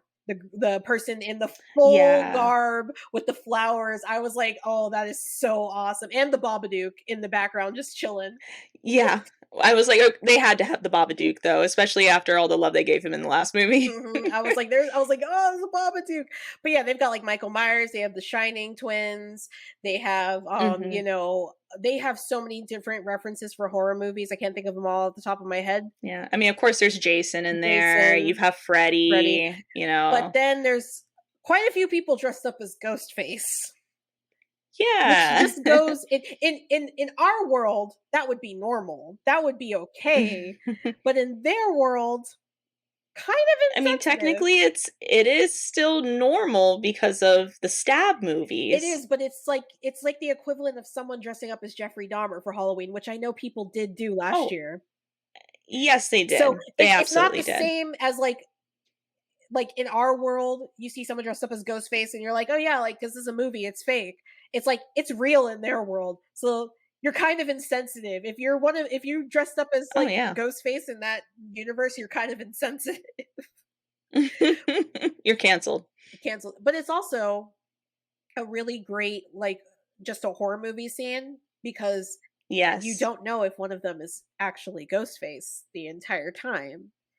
And unfortunately for Mindy, one of them is on the train. This was probably, for me, the first time a Scream movie had me, like, creeped out. I won't say necessarily scared, but the effect of whenever they have like, something that is far away and it slowly is getting closer as the screen goes dark occasionally, that has always creeped me out. Yeah. They use that in the Powerpuff Girls of all things, Yep. and that creeped me out as a kid with Octi. Yep, I remember that. I remember that. Yeah, that was messed up. Like, thank you for the trauma, Powerpuff Girls. We might have to use that So they for used next it week's here. topic. There you go. Yeah. They used that yeah, they used that there, and it was so well done for this scene, and it had me legitimately creeped out, and I felt for Mindy. I was like, Mindy, if I were you, I would be screaming my head off right Yeah. now. And the thing is, it's like, it's unfortunate because there was a red herring before that where there was one that kept Mhm. getting closer to her, and then he popped out and he was like, ah, and then he's like, ah, sorry, and he laughed and walked away. And it's like, Mhm. you don't want to scream and start freaking out because it could just be like a drunk frat kid. Exactly. It's just somebody in a costume. But yeah, but eventually towards the end of that scene, Mindy is stabbed in her stomach on the Mhm. subway in front of everyone, who are not paying attention. And like, I have to say, this is New York, so they're probably just like, it's just another Tuesday on the subway. Mhm. Someone got stabbed. Okay, well, the cops will deal with it later. Maybe we'll see. Mhm. um, Like, and also it's Halloween, so for a lot of people, they're like, they could be playing it up. It could be fake blood. Like, yeah, they could be you know, making a I TikTok. true, very true. So who knows what was going through those people's heads, but no one really paid attention. But yeah, Ethan swoops into the rescue and takes Mindy to the side, and they go ahead and they call Mindy, an ambulance, Mhm. so then she can get patched up. Yeah, exactly. And it's really strange because I've seen a lot of people recently like criticizing this movie for not taking risks in killing people. And one of the criticisms I've seen is about Mindy's being stabbed. And I'm like, but it's not like they left it ambiguous whether she was going to survive or not. He literally took her off the subway and immediately got her help. So like, they didn't Yeah, leave it ambiguous whether she was going to survive. Like, you knew she was going to get help and she was more than likely going to be fine. So, absolutely. Like it it just makes sense for her to, you know, to pull through in that case. mhm, Like, exactly. yeah, a girl's bleeding out in the subway right now, but someone's gonna Exactly. get there soon enough. Exactly.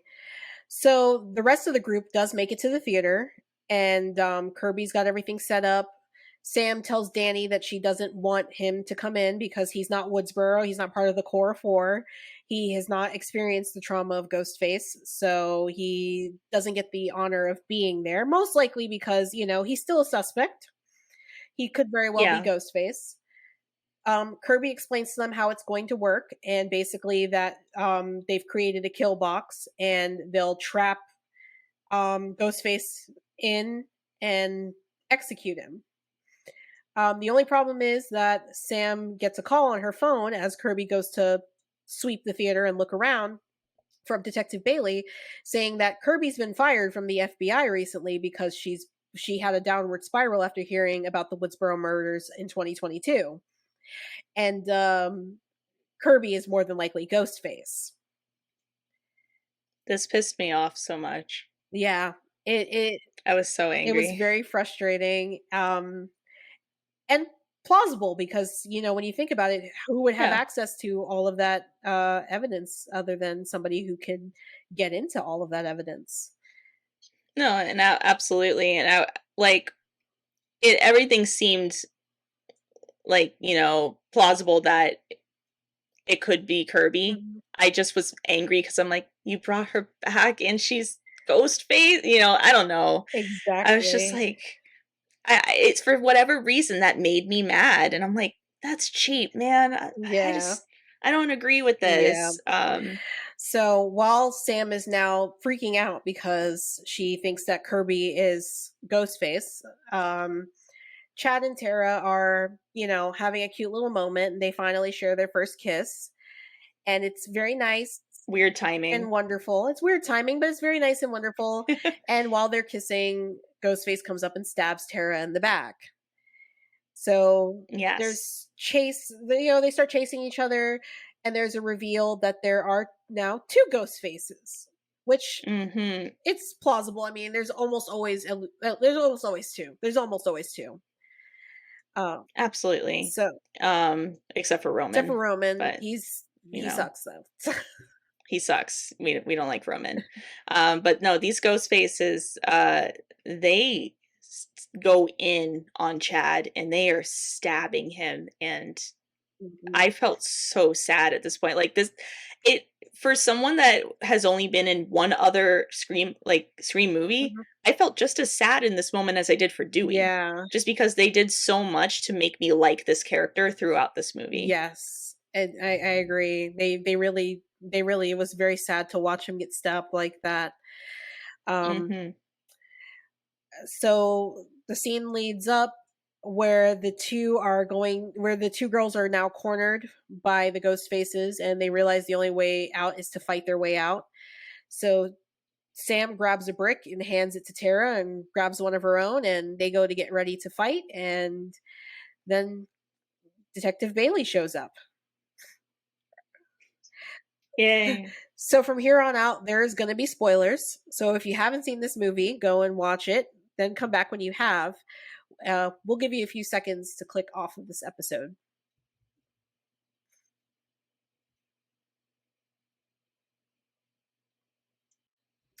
Okay, so as Sam and Tara try to find their escape route, Kirby and Detective Bailey come out, guns drawn at each other.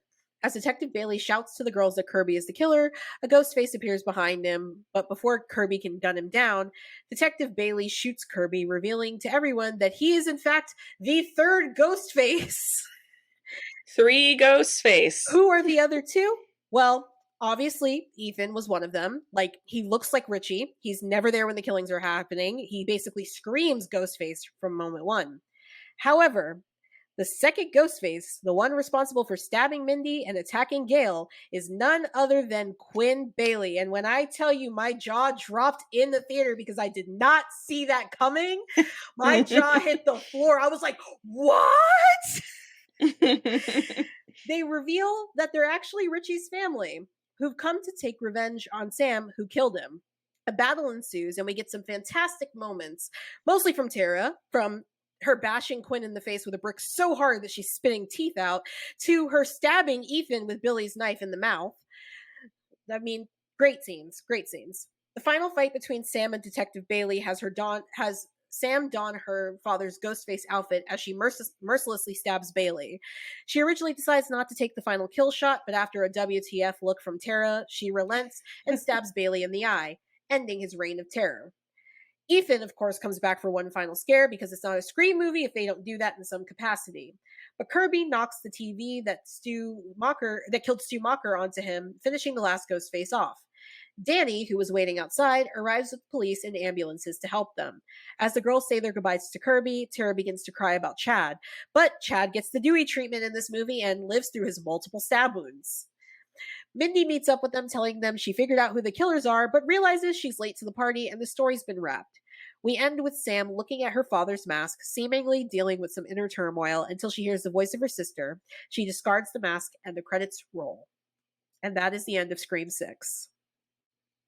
Yes. Yes, indeedy. I really hate being this guy. I kinda called it. I kinda knew before it happened. Even Quinn. Quinn was the only one I couldn't figure out. I kind of figured out Detective Bailey. I knew Ethan was one from the very beginning. I was like, he's got to be Ghostface, because he kind of looks like Richie. Like the actor they got that plays Rich Ethan looks a lot like the actor that played Richie, even though they're not related. But both of their names are Jack in real life. So, Oh. Hmm. um, Now when I say that I called it for Quinn, I mean, like, I didn't call it until, like, the end of the movie. I wasn't even thinking about her being someone in the movie at all anymore. yeah, But as soon as I saw Detective Bailey was one of the people, I was like, "Oh, so Quinn's in one of these," because there's no way that he would have in his case, with his character's yeah, motives, there's no way he would have had his daughter die yeah, and to further things. Like, it's not like Jill who kills her mother, yeah, like he would not have his daughter die, especially if he's got his son on the other side of Yeah. him. So I was like, oh, it's going to be Quinn to take off this mask right now. And then, of course, it was. Um, and I was much more happy with this ending in that moment because I was like, okay, it's not Kirby. Thank Yeah, I God. wasn't feeling the idea that it would have been Kirby. Like I just I didn't think it would have been her. I was like, it's too easy for them to make Hmm. it one of them. But then I was like, yeah, you never know. I mean, these movies, it's ultimate chaos. But then I thought about it while it was happening. I was like, this is basically Scream 2. It was the previous movie Yeah. killer's parent that enacted it. So Yes. I was like, The I don't know family. why I didn't think of that from the beginning. And I was like, Yeah, that was something else too that had me thinking. I was like, okay. I mean, Detective Bailey, he was on my suspect list from the moment I saw him. yeah, yeah, that's how I felt about Ethan. I was like, from the moment I saw Ethan, I'm like, you're Hmm. Ghostface. Get out of here. Yeah. You are Ghostface. Like just like how Mindy says in the subway, get stay away from me, Yep, Ghostface, or something like that. exactly. I'm like, you're too obvious. You're too. Like I said, he looks like him. Like he looks like he could be his little brother. Like they look related. So I was just like, okay, like okay. Yeah.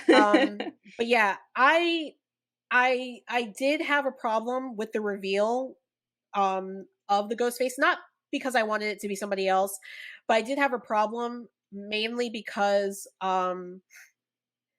like I said, I knew Ethan was definitely involved. I had a feeling the cop was involved somehow. Quinn was just like a total throwaway. Like I didn't think she was going to show back up um Hmm. in that capacity. Um and I think my biggest issue with the reveal, the reason why I had a problem with the reveal at first, was because of how close in proximity it was to Scream 2. Um Yes. and how it was like, okay, this is like weak because you want basically for the same motive overall, which Yeah. is you killed my son, so now I'm getting revenge on you.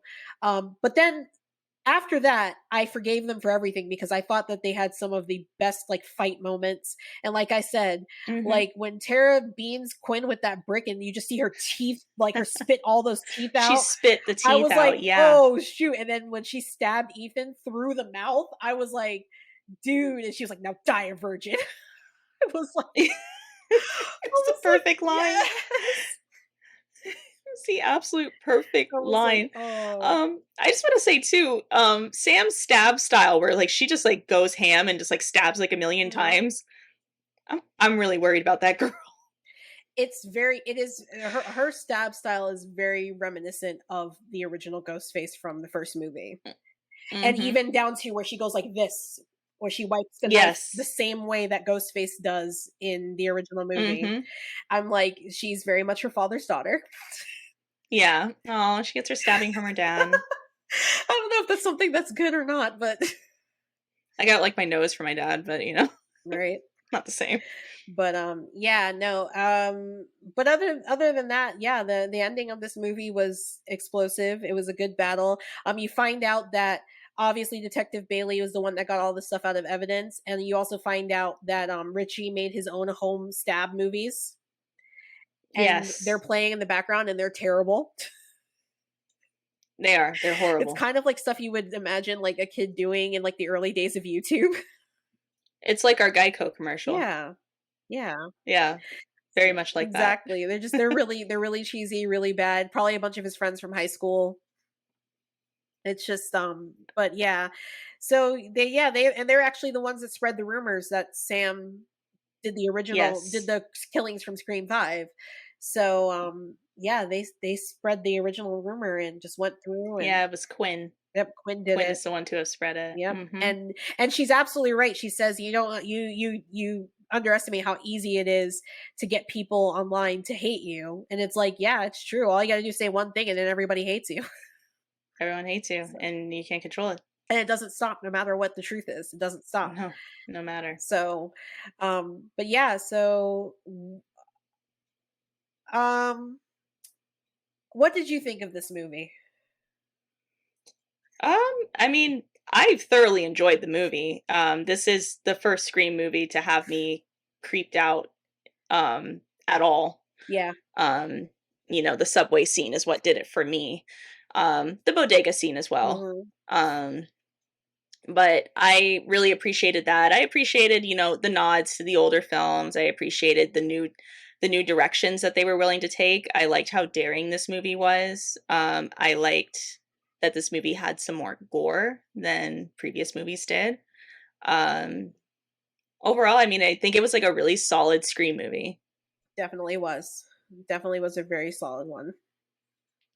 What did you think of the movie? I absolutely loved this movie. And I'm not just saying that because I'm biased, because Scream is one of my favorite franchises.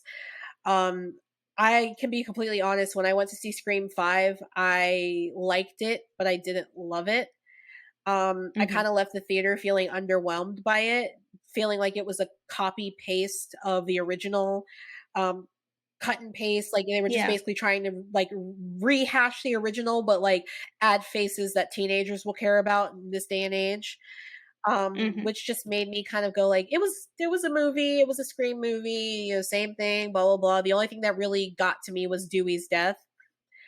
Yeah. I wasn't creeped out. I absolutely hated the reveal of Amber being the main ghost face doing all the killing, because she's like 5'1", and like she was the same height as Dewey in the kill scene. I'm like, how? How is she the one that killed Dewey? How? Yeah. She's like I mean, it's just like super short. how the heck did Quinn yeet Brooks? Exactly. How did Quinn yeet Brooks? And I just gotta say, Ethan, you won the lottery of being one of the scariest ghost faces in this franchise, because he's the one Yeah. that did the bodega scene, and he's the one that He did the is. bedrooms, the apartment scene. He's a Yes. psychopath. He is a He is an psychopath. absolute psychopath. Like that kid was like I am not even going to sit here and say that it was just Richie that was the crazy one in the family. I No, no, guarantee no. you, him and if Ethan's even his real name, because I know he said his name isn't really Ethan Landry, but we don't know what his real name is. Um, Yeah. I guarantee you, him and Ethan were like planning murders in their bedroom. I Oh, guarantee you. absolutely. Like, oh, Absolutely. I did not like No, that. that kid is a Like, sicko. I just he's a violent kid. Um, but yeah, I so like Scream 5 was kind of like weak. This movie, yes, there's a lot of similarities to Scream 2. They're in college. There's the family aspect of the ghost faces. Bringing back, the legacy characters in that aspect. Even the sorority that Frankie asks Tara if she's going to rush in the beginning of the movie is the same sorority where Sarah Michelle Gellar's character was part of, that she got killed at. So Mhm. it's like, there's a lot of similarities, but this movie toned down the comedy way, way much, Yeah. which I was like, thank you, because um as much as Scream, the first Scream movie is like a dark comedy, but like mostly rooted in horror, where it's poking fun at the genre, poking fun at like pop culture, it was getting Mhm. redundant. It was getting redundant. Oh, It got absolutely. to a point where even in Scream 5, there were certain moments where I'm just like, we get it. Yeah, you can't help but, like, eye Yeah, roll a little we get it. bit Movie and fans are yeah. crazy. Movie fans, especially these days, they're crazy. Like, we get it. Mhm. So this movie was like, okay, yes, we're going to have similarities to Scream 2, but we're also going to make you feel like feel fear when you're watching this movie. We're going to make you afraid of what's happening, because Yeah. it's realistic. Stuff like this could happen. Um, Stuff like this does Stuff like this happen. does happen, and it's just, like I said, the scene in the apartment freaked the crap out of me. The bodega scene just freaked the crap out of me. Like, I was just like, this is genuinely the first time in a long time that I've been scared of a Scream movie, because I was scared when I watched the first Scream movie, especially like the last like 20-30 minutes of the movie at Stu's house, when you're trying to Mhm. figure out who the killer is, and you're also hoping Sydney does not die in the process. Yeah. Um, Yeah. it was just like, this was the first time in a long time that I was genuinely terrified of a Scream movie. Like, when I say terrified, I don't mean like, oh, I had nightmares when I went home, but like, I No, was, no, I yeah, felt you the just tension. I guess that's what I should say. I felt the there you tension, like it go. was tense the entire time, and like it's definitely taken over as being my second all-time favorite Scream movie after the first one. Like, it's Mhm. taken over. Like, it used to be like the first one, the fourth one, the second one. the fifth one and the third one. You know, now the six is just like, I'm just gonna, it can't overtake the original because the original is the best, but Yeah. it's like it just knocked it down knocked everything else down the list. It's like, you know, this one, they did a good job with the writing. I know there's people who've complained that the last act was bad, but I didn't feel that way. I didn't feel that way Um, either. you know, they did a great job telling the story, and they did a great job not leaning too far into the comedic trope too much. There were moments, but there Mhm. weren't. It wasn't an overabundance of moments. So, Absolutely. I agree. all right. Um, Question before we totally wrap up the Scream portion Hmm. here. Did you see the after credit scene? I did not. I didn't know there was one. Go ahead and check it out. You'll like it. Okay, I'll have to check that out. Yeah. Yeah. At the very end of the credits, you will not be disappointed. Okay, I'll have to check that out. I didn't know there was one. There was one. Um, Mhm. all right. So, favorite kill. What was your favorite kill of the movie? Ooh, favorite kill. Um, I'm not sure because it really wasn't like as gory as this movie was, people didn't necessarily die. People were attacked, Hmm. but oh, you know what? No, I think I know. I'm gonna have to go with the opening, but when Ghostface kills, oh gosh, what's his name? Greg? The one in the refrigerator, or the one that was stabbed? Well, the one that was stabbed, because I just like the combination of like the reveal of Hmm. his roommate being in the Hmm. refrigerator. Because of I was taken for a moment thinking maybe his roommate's gonna kill Yeah. him, and then we'll see that his roommate is somebody that that we know or something. I Yeah. don't No. know. No. I No. was going all over the You're good. place. But I will say the opening, it was really good. And yeah, I'd say that's my favorite kill, especially now knowing that there's an Ice Nine Kills Easter egg there too. Yes, you have to watch it back just to see that like 2 second I shot of will. it on the refrigerator. Absolutely. What was your favorite kill? Mine was Annika. That Yeah, was the best one of the that was entire brutal. movie.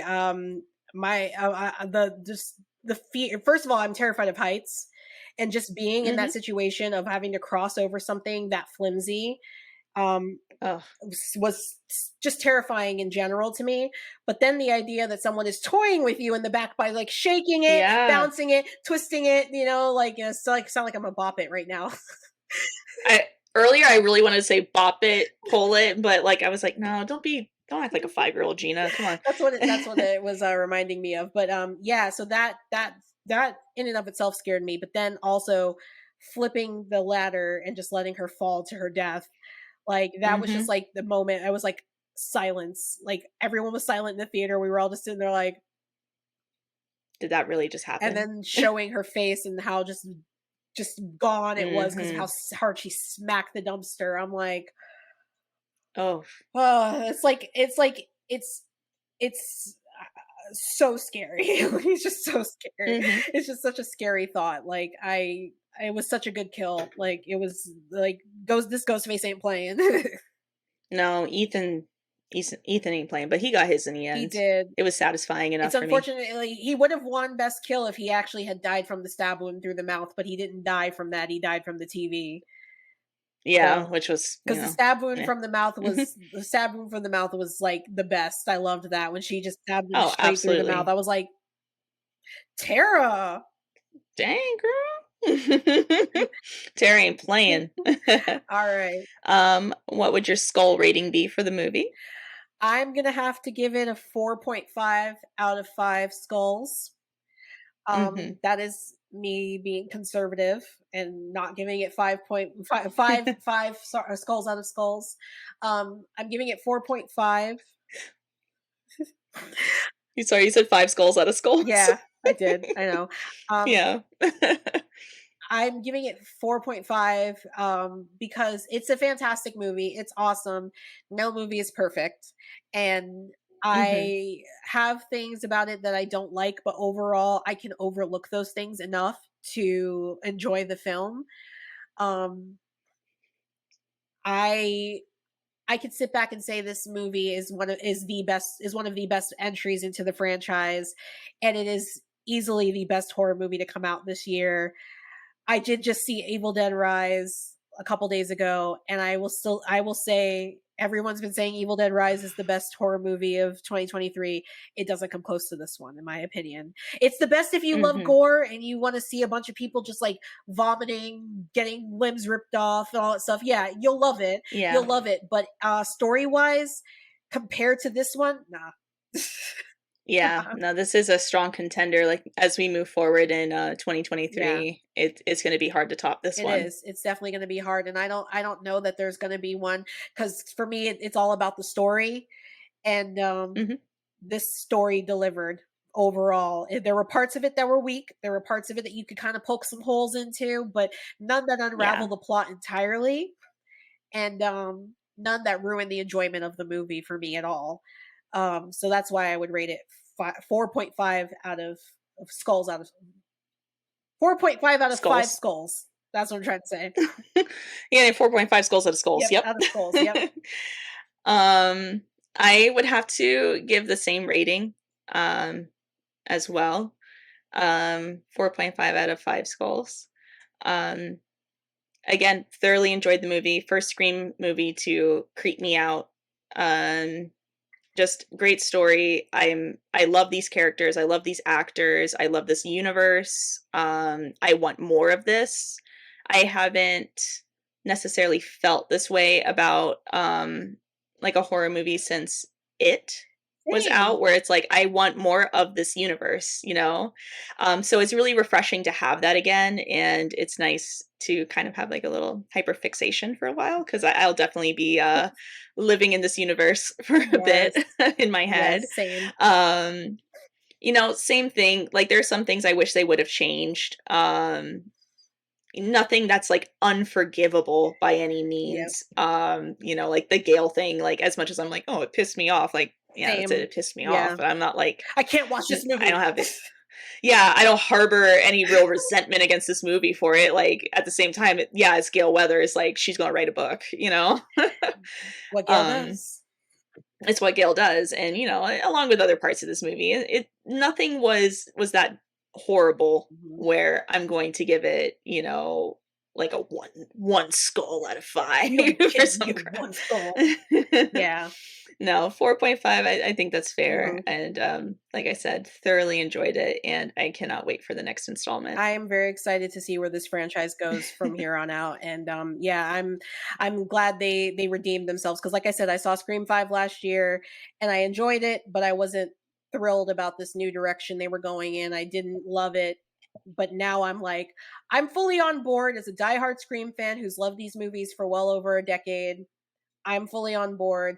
Let's keep the train rolling. I'm like, when are y'all gonna Yeah. announce Scream 7? Let's go. Let's do it. Now I'm ready. I'm ready Yeah, for the let's next do it. Like I installment. want a trailer Yeah. now. Let's go. And I was like, Just don't bring Roman back yeah, in the next exactly. one. And I was worried too because they did kind of like when they released Scream 5, they basically announced Scream 6 like right after, and then it wrapped right Mhm. after that, and then the trailer was like a few weeks, like the beginning, not even the beginning of this year, it was like the end of last year, and I'm like, they're rushing this. It's not going to be Yeah. good.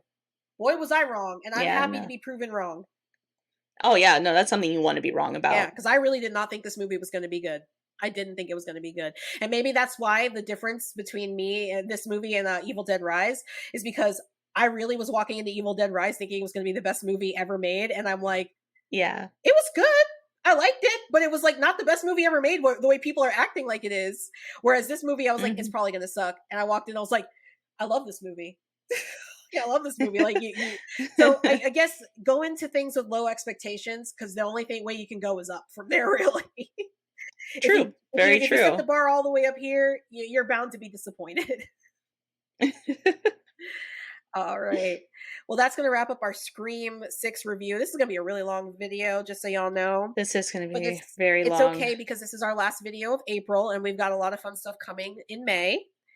I'm super excited about. Yes. We're going to have some in-person content because I Yeah. am returning home for a month, and I'm gonna obviously see Gina while I'm home. What? I don't know, something You didn't tell yeah, me. I guess. I mean, something there's some, like, con or something we're supposed to be going to? I don't know. Oh, yeah, I think we are going to a Yeah, con. we are Huh, going to a con. interesting. Yeah, I don't know, something about, like, Spooky Empire Con, I've never heard of it. No, never heard of it either. Hmm. But yeah, so we've got a lot coming up for you guys in May, including 4 movies that we're gonna be talking about. Yeah. So, we're gonna just kind of give you let you guys know what movies we're gonna be talking about. We're not gonna go into too much detail because we'll save that for the actual reviews. But yeah, Gina, I'll let you kind of lead off on the first one since you picked the first movie. Yeah, for sure. So the first movie that I had picked for the month of May is actually going to be The Boy. The Boy. The Boy. I don't know. I enjoyed our Orphan First Kill review a lot, and this is by the same director. Mhm. And it was a fun watch for me, and I like the twist in it and everything. Yeah. So that's the next movie we're actually Yep. reviewing Next week. next week. Yeah. All right. And then the movie we're going to be reviewing the week after that is Saint Maud, which is a movie I've wanted to watch for a while. People were kind of going crazy about this movie when it came out in 2020. I have not seen it. Hmm. And I think it's going to be a deeper movie than stuff that we've been currently covering. So I'm excited to do that because it's more about religion and things like that. And apparently it's really wild according to a lot of people, so I'm interested in seeing what it's like. Never seen it. I tried to go for some stuff I hadn't seen this coming month, so yeah, we're gonna be hitting that one. Meanwhile, I went for 2 movies I have seen. But which is good because this past month I went for movies that I haven't seen.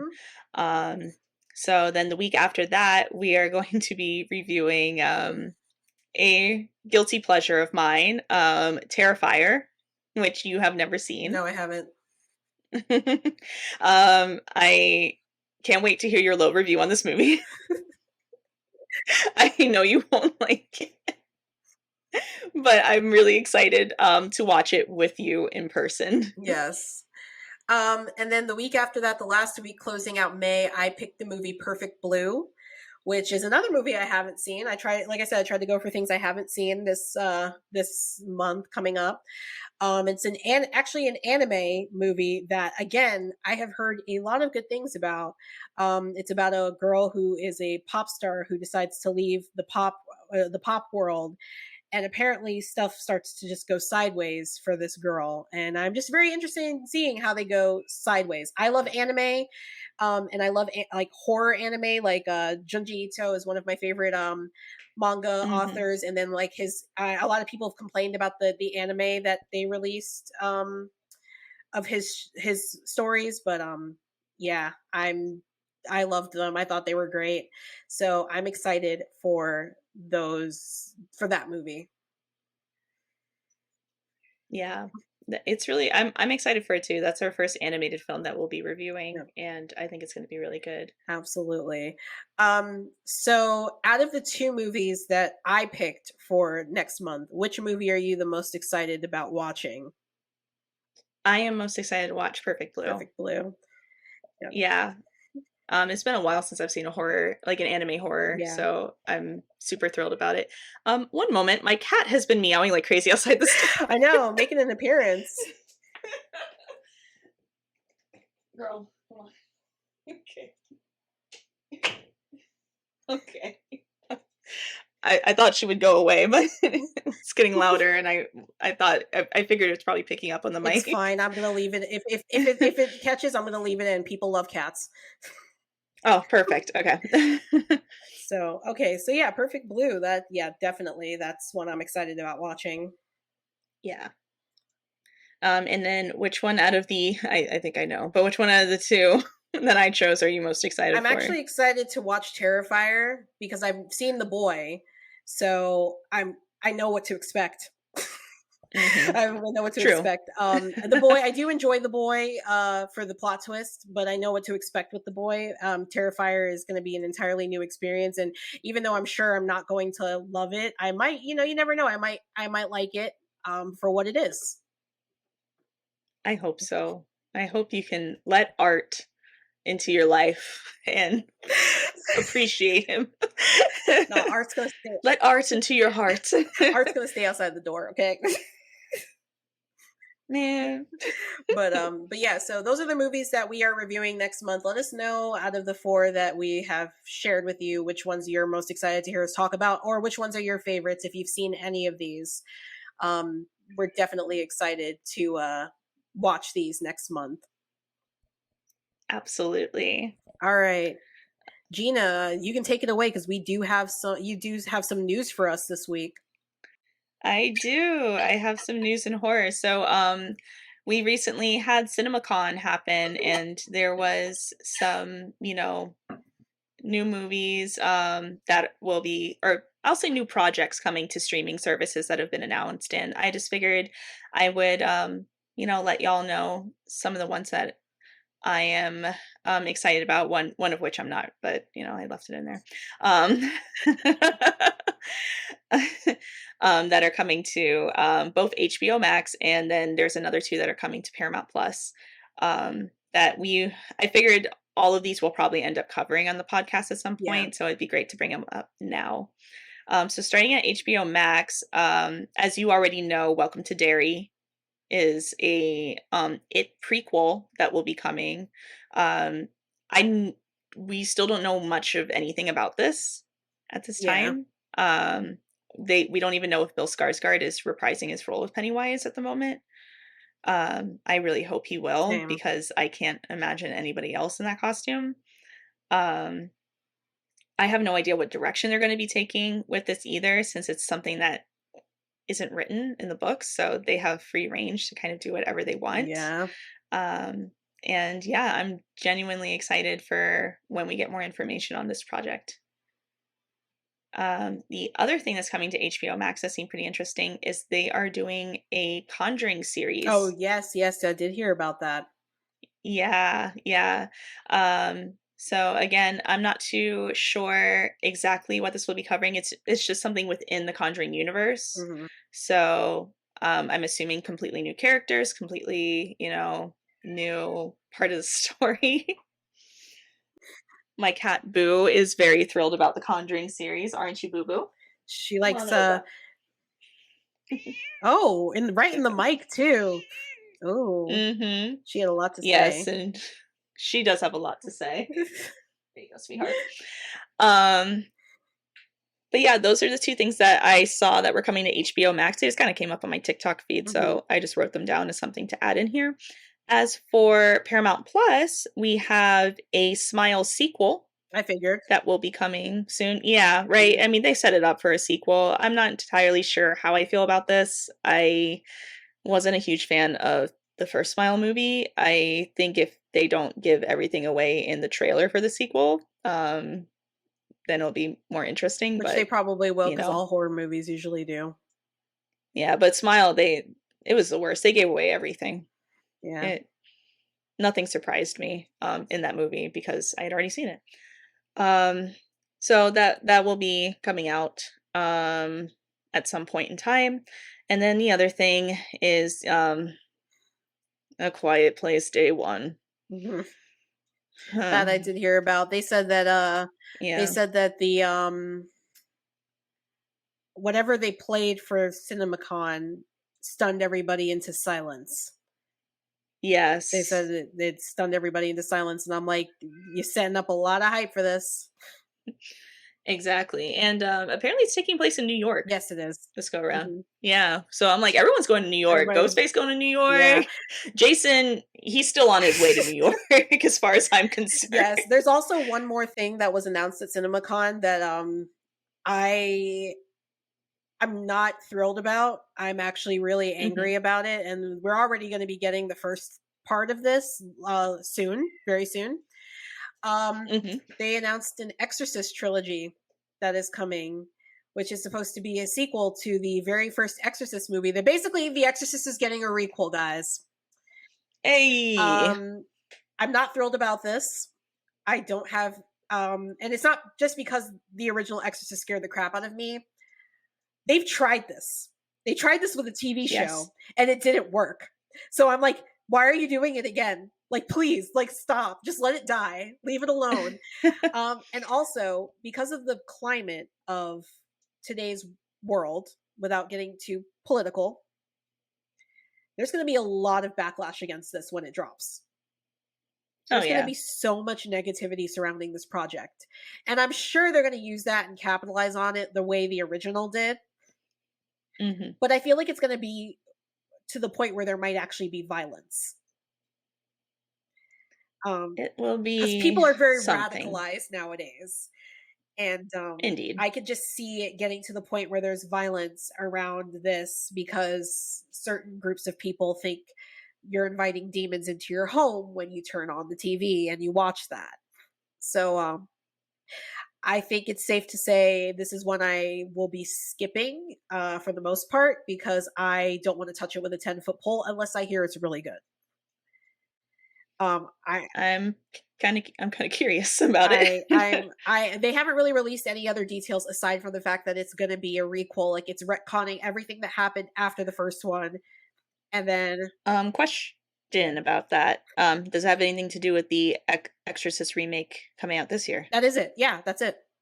Oh, okay. That's it. I wasn't too sure. I Yeah, it's a but it's a Okay, trilogy. They but it's a announced at trilogy. CinemaCon that Okay. the movie that's coming out this year is part of a trilogy. They already have the trilogy planned out, which is the only saving grace is that they already have a plan. So I'm hoping that Yeah. they've put thought into the story and it ends up being good.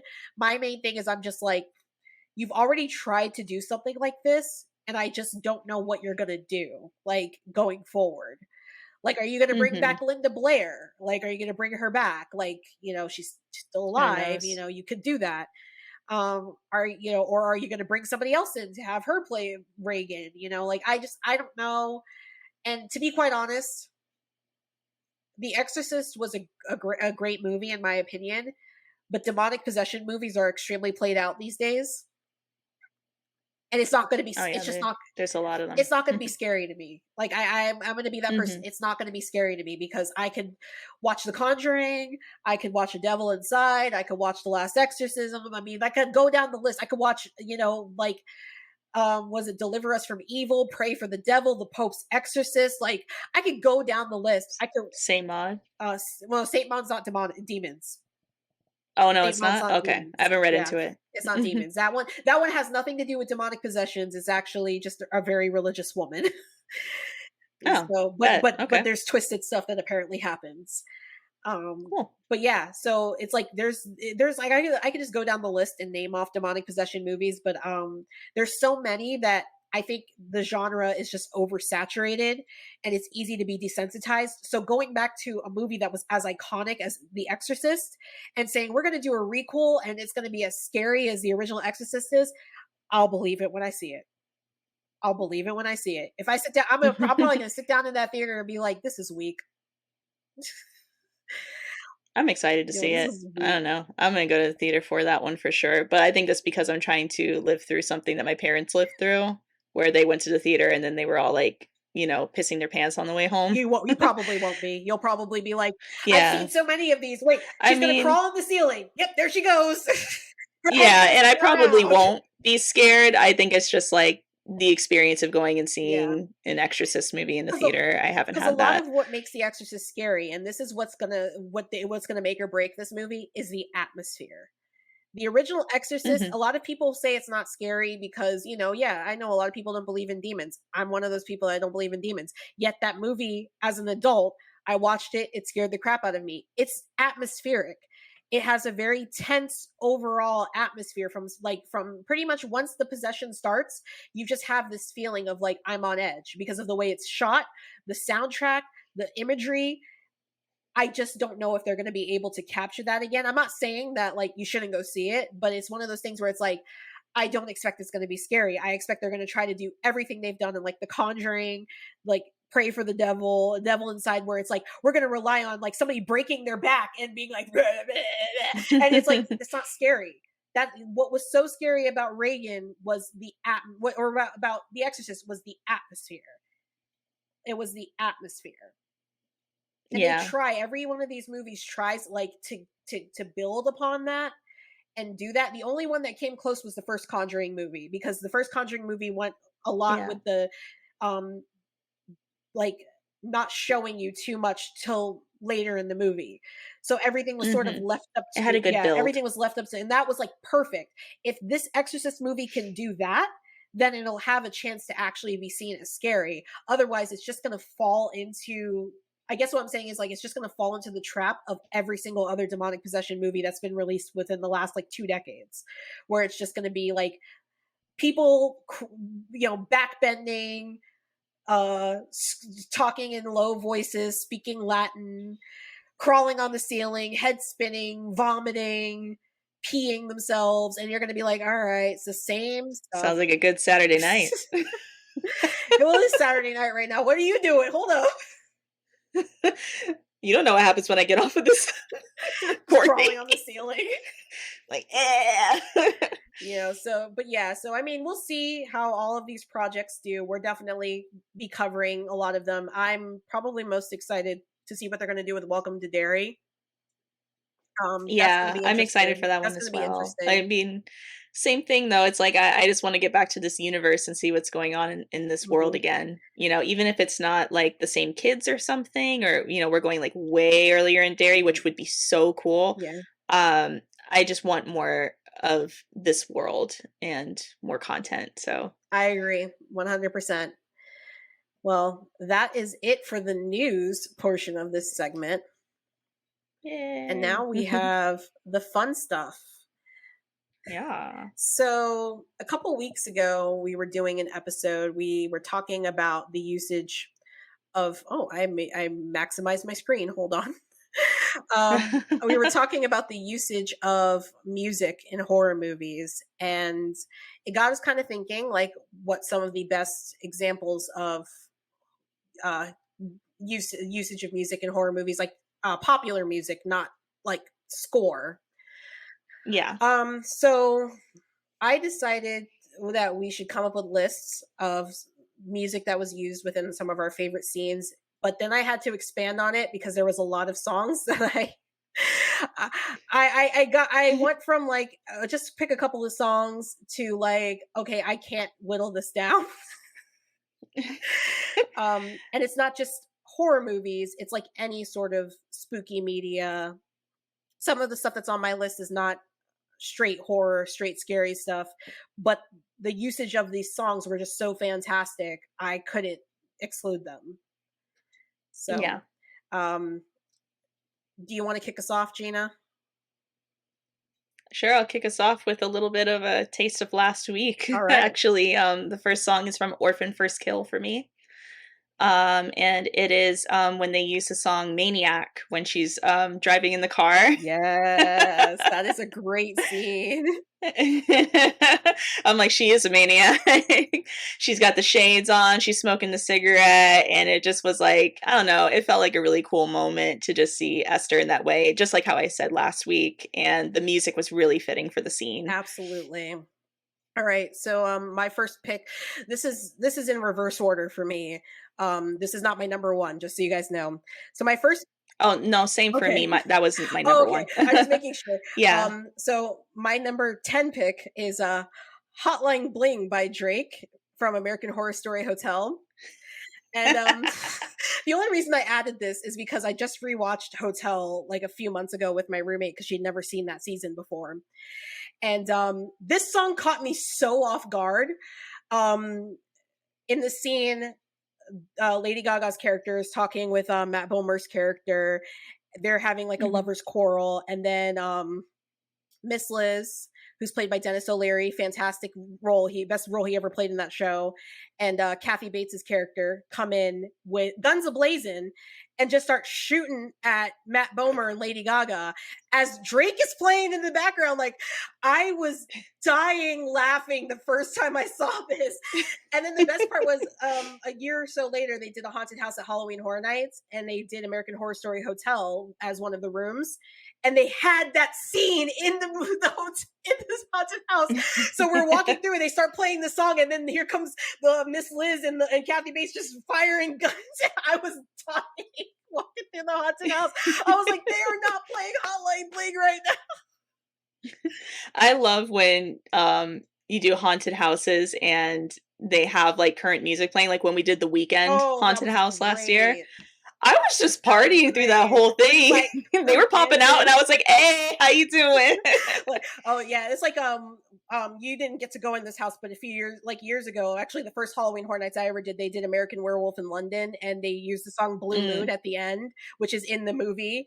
And so you like walked yes. out and it was like bom bom bom bom bom bom bom, and I was like, oh, like yeah, let's get it. That's great. But yeah, so that's my number 10 was Hotline Bling. Excellent, excellent. My number 9 is actually going to be Hip to Be Square in American Psycho. Great song. We already, we talked a little bit about Ice Nine Kills earlier. It's actually one of my favorite Ice Nine Kills songs as Same, well. same. Hip to be Hip to Be scared. Scared. That's the best part of the whole song um, when they do the hip to be squared oh, breakdown and they do the whole scene from that part. I was like, yes. I love this band. Favorite band. I love this band. Favorite band. It was just, gosh, like, it's so good, so good. But yeah, I mean, that scene in the movie, I was cracking up the whole time. It's just so different for the character, Mhm. everything that it changes the tone of the movie completely. And I don't know, it's still one of my favorite scenes to this day in horror. So Absolutely. there you go. Hey, Hey, Paul. Paul. I love that. That is a great scene. My number 9 is Tonight You Belong to Me from American Horror Story Murder House.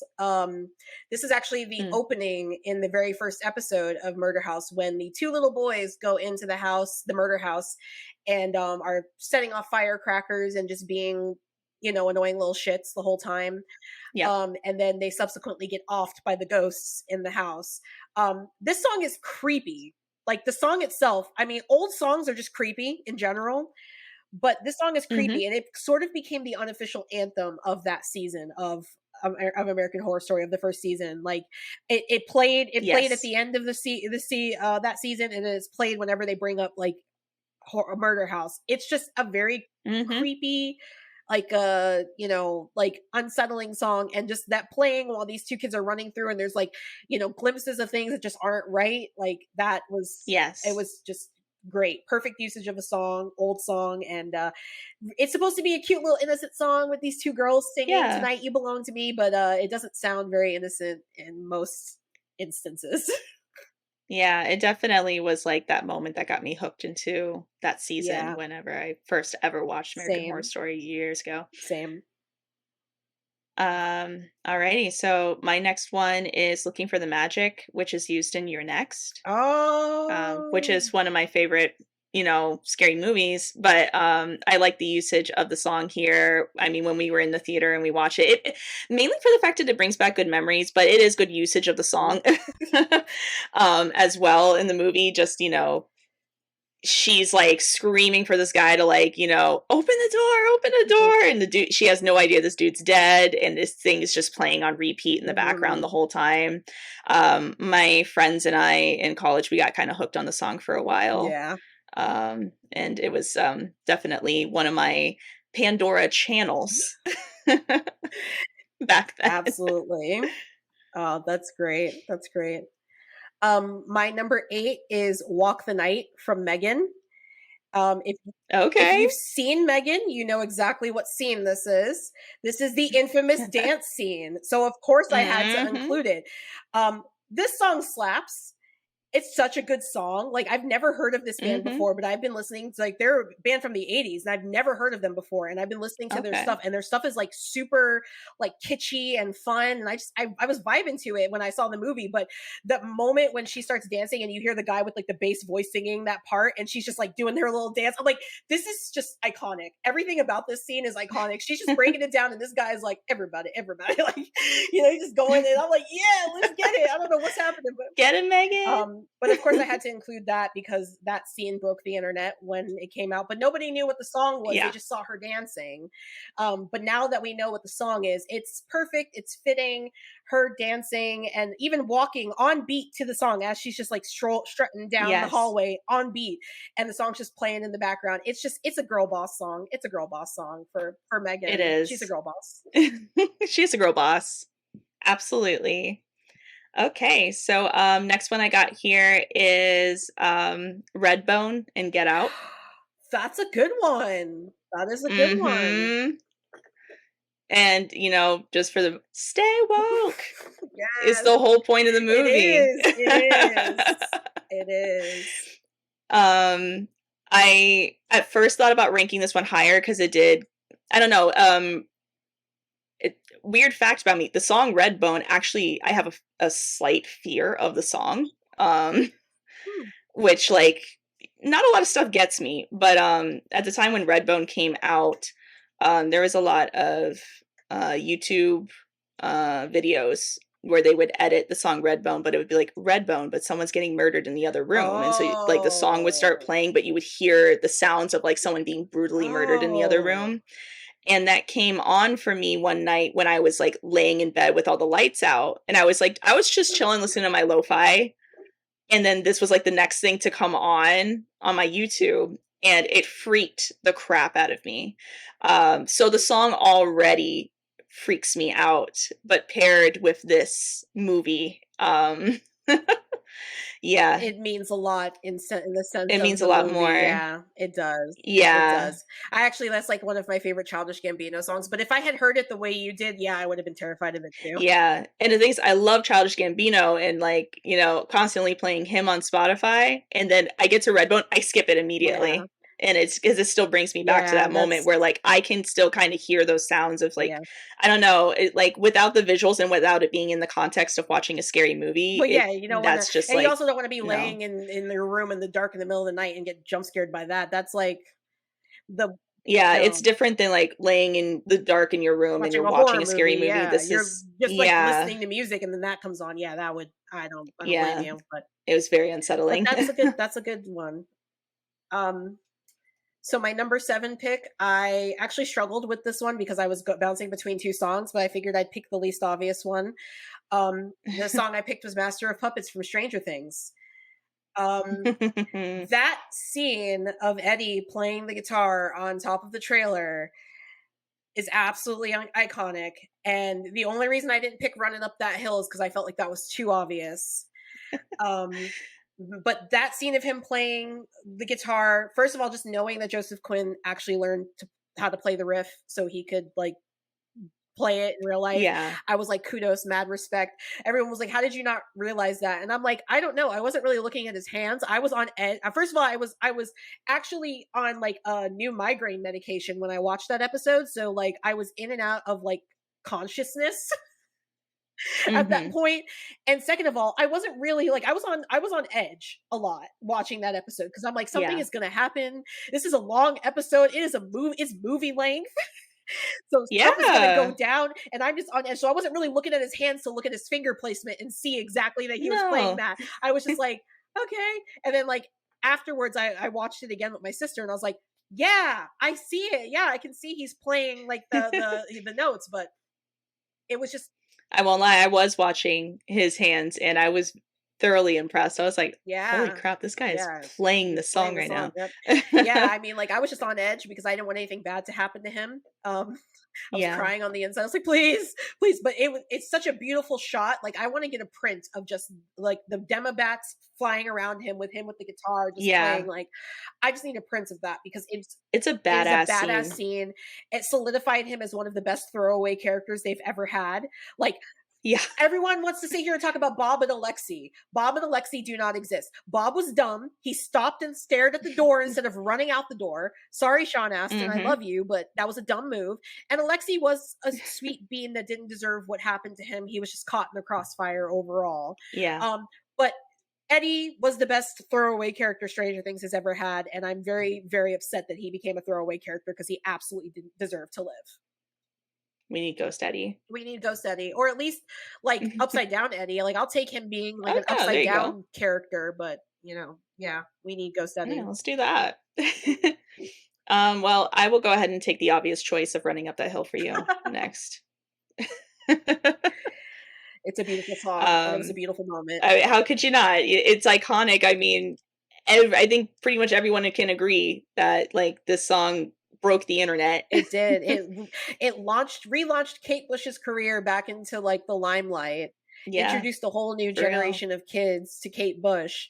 And honestly, that scene was one of the most beautifully done scenes I've ever seen on Yes, television. Like just in general. absolutely. Like I don't know, it invoked a lot of like emotion from me when I watched that scene. I love Max a Same. lot. She's my And favorite.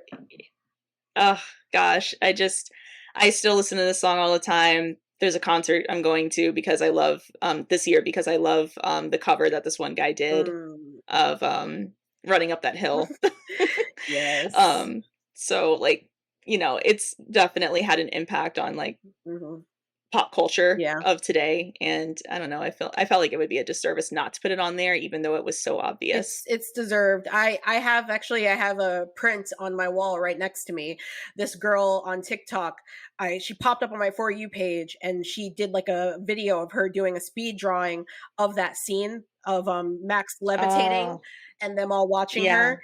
And I literally went to her account and I was like, do you sell these? And she was like, I just released like a limited amount. I think she put it back on her store recently, but like Oh, she's like, sweet. I just released a limited amount because like of printing. She's like, let's like, you got to get it fast. And I didn't get the first batch, but I got the second batch.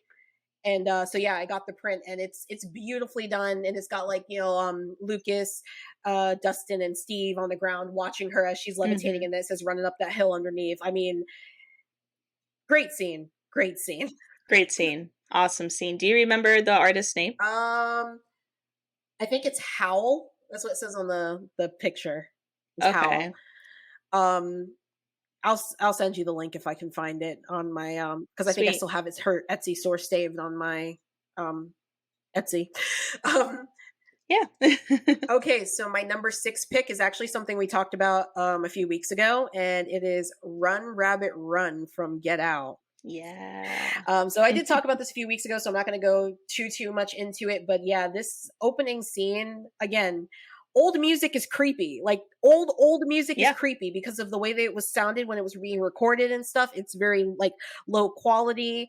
And a lot of old songs have been used in horror movies to amplify the fear, and this is definitely one of them. From this point on, there's going to be quite a bit of Jordan Peele, but this one is probably like the first moment I knew I was like, this guy Mhm. really knows what he's doing, because this was the perfect song for that opening scene, and just the absolute terror of walking home alone at night or walking to someone's house alone at night and someone's following you and then subdues you and stuffs you in the back of a car. Oh, yeah. So, yeah, that was my number 6 pick. My next pick on here is like another one that I just felt like it was kind of like an obvious and, it maybe in a way a cop out, but it was really influential and a lot of people still talk about it to this day, Mhm. which is Mr. Sandman in Halloween 2. Yep. Really Halloween Yeah, franchise. it's been used a lot. Yeah, exactly. Um, but it's just the vibe of the song, just like how you said, older music just sounds creepier just because of the sound quality of how it's recorded. Um, the song itself has nothing to do with Michael Myers. You can't even relate it at all to this story, but it gives that eeriness. Mhm. And, I mean, really, he's the boogeyman. He's not Mr. Sandman. If anything, Mr. Sandman would have been more appropriately used for, Nightmare on Elm Street, but it wasn't. No. And it was used very well here. And it had a huge impact on, everyone who saw the movie at that time. Yes, absolutely. Yeah, Mr. Sandman is definitely one of those iconic songs that like I Yeah. always associate it with Halloween, but it's been used in a lot of horror movies, but I always associate it with Halloween every time I hear it. And the Golden And Girls. the Golden Girls, yes, when they were singing to the baby. Yes. That was originally what I used to Yeah. associate it with. Same, And same. Michael Myers came. And he was just like, that's my song. All right. So my number 5 pick is Goo Goo Muck by the Cramps from Wednesday. This Mm, I'm actually kind of angry that some stupid TikToker, no offense to that TikToker, decided to do the Wednesday dance to Bloody Mary because you took the yeah, fire away from Goo Goo Muck, which was what the dance was choreographed for. And it's a weird absolutely. song. I know it's a weird song. The guy's howling and screaming and acting weird in the song. I get it, but it fits with the dance. But that's You've literally, got this girl yeah, like like, doing it to Lady Gaga. It's like, okay, yeah, it's just it's aesthetic now. It's not weird. yeah. Um The point is that it's weird. That's the point for exactly. the That's the point for the scene. scene. And Yeah. I'm not going to lie to you. This scene was the moment when I fell in love with Jenna Ortega. I was like Hmm. this moment when she started dancing, I was like this girl's going to be a star. This girl's going to be a Oh, star. yeah. Like she is incredible. And I know there's people already trying to cut her down. There's people already trying to say she's a diva. And I'm like, That means she's successful, exactly. because whenever you're successful, people try to cut you Exactly. And down. I'm like, she's a diva for doing the same thing that every male actor does, which is go in and rewrite stuff about their character. She's a diva. I Mhm. mean, how many times have we heard about people, male actor, like men on sets improvising for their characters? But no, Oh, Jenna Ortega is absolutely. a diva and impossible to work with. Okay. But yeah, no, this scene, like all jokes aside, this scene was perfect. The fact that she did so much research to choreograph the dance, like she looked at old videos of Susie and the Banshees, which is one of my favorite bands ever. She looked at Mhm. old 80s and 90s goth club videos. And then, of course, Yeah. she threw in the mashed potato from the original Wednesday from the 1960s show.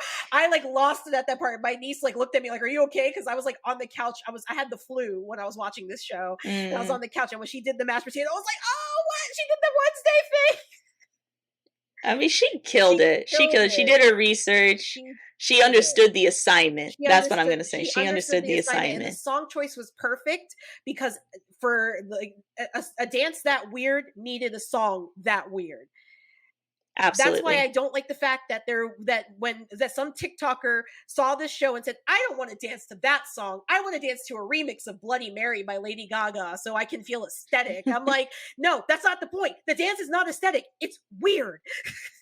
It's It's weird, weird." and, like, let's embrace that. Exactly. That's the whole point of this thing. Like people always talk about like, the rise of Eddie Munson and the rise of Wednesday that happened last year where all these Mhm. cool people were attaching themselves to these characters because they were cool or they're played by attractive people, and it's like, no, Mhm. they're for us, they're for the weirdos. They belong to us. You're going to take the dance that is so weird and it's done to a song that's so trippy and out there and weird, and you're going to take that dance and put it to a pretty aesthetic remix of Lady Gaga's Bloody Mary, which is a fantastic song. And then what's going to go viral, and everyone's going to be doing that. I'm like, Yeah. no, like it lost its meaning at that point. So I'm kind Yeah. of disappointed that it went that route, and I feel very sad that somebody thought that Goo Goo Muck wasn't worthy to be viral, like the same way Running Up That Hill was. Yeah. Especially in the context of Wednesday is weird. She's off-putting. Most people are like put off by her when they meet her, and you're taking Mhm. something she did that was weird and off-putting and making it cool. And I just don't like that. But I love the choice that they Yeah. made for the song, and I love her dance in that scene. Agreed. Agreed. Yeah, man, Jenna Ortega, she's just like she's the new scream queen for sure. Absolutely. Well, my next one, and we're gonna reference back to a few weeks ago again. The thing that actually sparked the inspiration to do this today is Gummy Bear in Spree. I had to Yes. put it on the list because without it, we wouldn't have thought to do No. this. Um, so again, won't get too into it because we have already talked about it. But just hearing a song that I was obsessed with in middle school be used while some dude is murdering a guy and running over him with his car is both iconic, and it just completely robbed me of it ruined my childhood. That is very All in fair. one In moment. one moment. One fell swoop. one just one acceleration, just hitting the gas pedal one time, and you just ruined my childhood. Smile at Thank the you, Kurt. camera, do the little peace sign, and then reverse. Exactly. But yeah, it was great. I have been listening to Gummy Bear since then. I now think of it as one of my favorite horror songs, and that's why it's higher up on my list. That is great. All right, my number 4 pick is Sunglasses at Night from Nope. Heck yeah. So we haven't talked about Nope yet. At some point we will. Yeah. Last year, this was the only movie that genuinely scared me that came out, like last year. And it was all because of this scene. The entire scene, the Jupiter's Claim scene, the entire scene is scary. When they show you what's actually happening with the aliens, what's going on there, that was terrifying.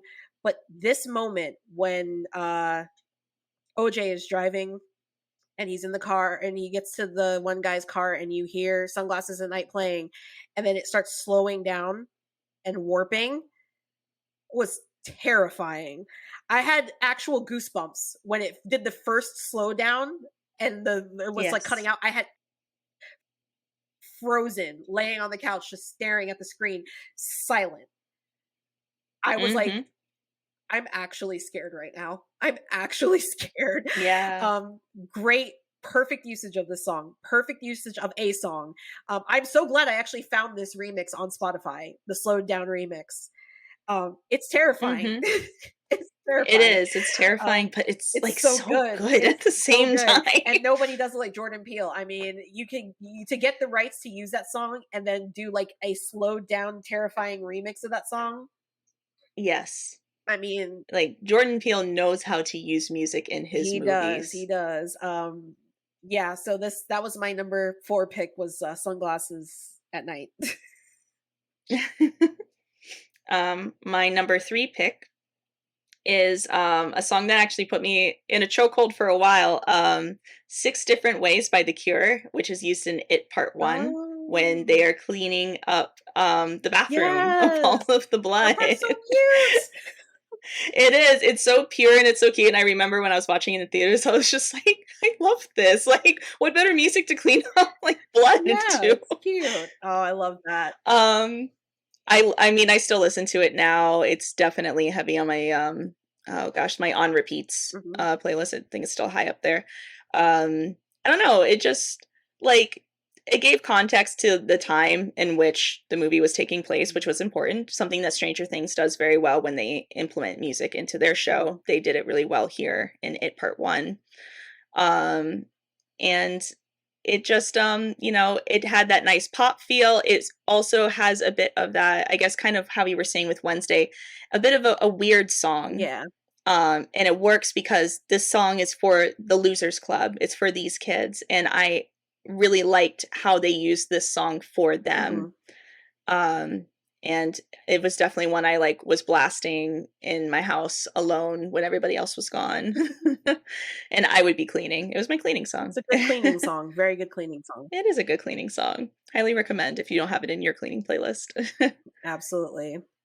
All right. So my number 3 is System from Queen of the Damned. Now, first of all, the Queen of the Damned soundtrack, the entire soundtrack, start to finish, slaps. There's no, every song's a hit. Every song's a hit. For a emo goth girl growing up in the 2000s, this soundtrack was like on repeat for me. I actually don't like this movie because it's nothing like the book and it made me so mad. But I loved Aaliyah's performance in this movie. And it's encapsulated in this one moment where she goes into a vampire bar because she is the Queen of the Damned. She's Queen Akasha. She goes into a bar. They're all like kind of like, okay, whatever. She starts dancing with this guy. She's grinding. And then she reaches into his chest and pulls out his heart and then takes a bite of it.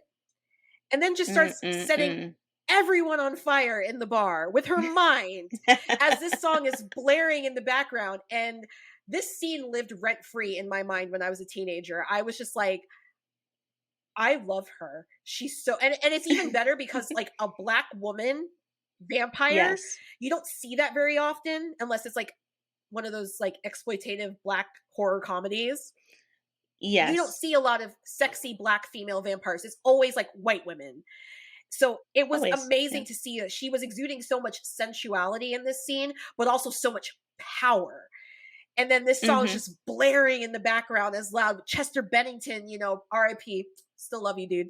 Yes. Just screaming on the track with all of his oh, it's just such a beautiful scene. Like, it's such a well done scene. It like it almost makes up for the rest of the movie. It almost makes up for the rest of the movie. Honestly, when you bring it up, I wish I put that on my list because, like, it really is It iconic and, is. like, oh gosh, I'm envisioning it in my mind as you're explaining it right It's now. It's actually like, the reason why this subject ended up getting so long, because I made my top 5 and I didn't have it on there, and then all of a sudden the song came on my Spotify and I was like, I can't not mm, include this song. Like, I exactly. can't not do that. So then I ended up going to YouTube and watching the scene on YouTube because I was just like, I need to watch it. And I Yeah. watched the scene. I was like, I love this so much. I forgot how much I love this. It's been like over a decade since I've seen the movie, but and I don't really like the movie. I that's really the only thing beside the soundtrack. The whole soundtrack is great though. I mean, Jonathan Davis of Korn, clap it up for you. Mm, You killed it on that mhm. soundtrack. The producing, all the bands that took part, you killed it on that soundtrack. Like, just, but this song especially, oh, System, that scene still lives rent free in my mind. Mhm. Oh gosh. One of the best scenes ever, honestly. Well, my next one, so my last two are these are both moments that genuinely creeped me out when they were used in their IP. Okay. So my number two here is tiptoe through the tulips. Uh Good used in one. Insidious. How could it not creep you out? What I think is funny is especially for like our generation, we associate this song with SpongeBob. Yeah, we associate Um, Tiny Tim with SpongeBob, definitely. with SpongeBob. And it's quite funny because I was talking about my list today with my dad, and he's like, "How do you know Tiny Tim?" That was like something that like was big when I was like 14 years old. And I'm like, it's SpongeBob, Dad. And I had to explain to him because he's like, I didn't even know. I never even noticed. Um, so for it to be something that is like big with my childhood and like, you know, our childhood, our generation's childhood, Mhm. and for it to be used this way in a horror movie where just the record skips and this starts playing and she's peeking through the windows because she sees something in her house. I mean, it is used so well, and I just remember all me, my friends, everybody was so creeped out from this. Like this, when it's like, "Hey, you see Insidious? Yeah, you see that tiptoe through the tulip scene?"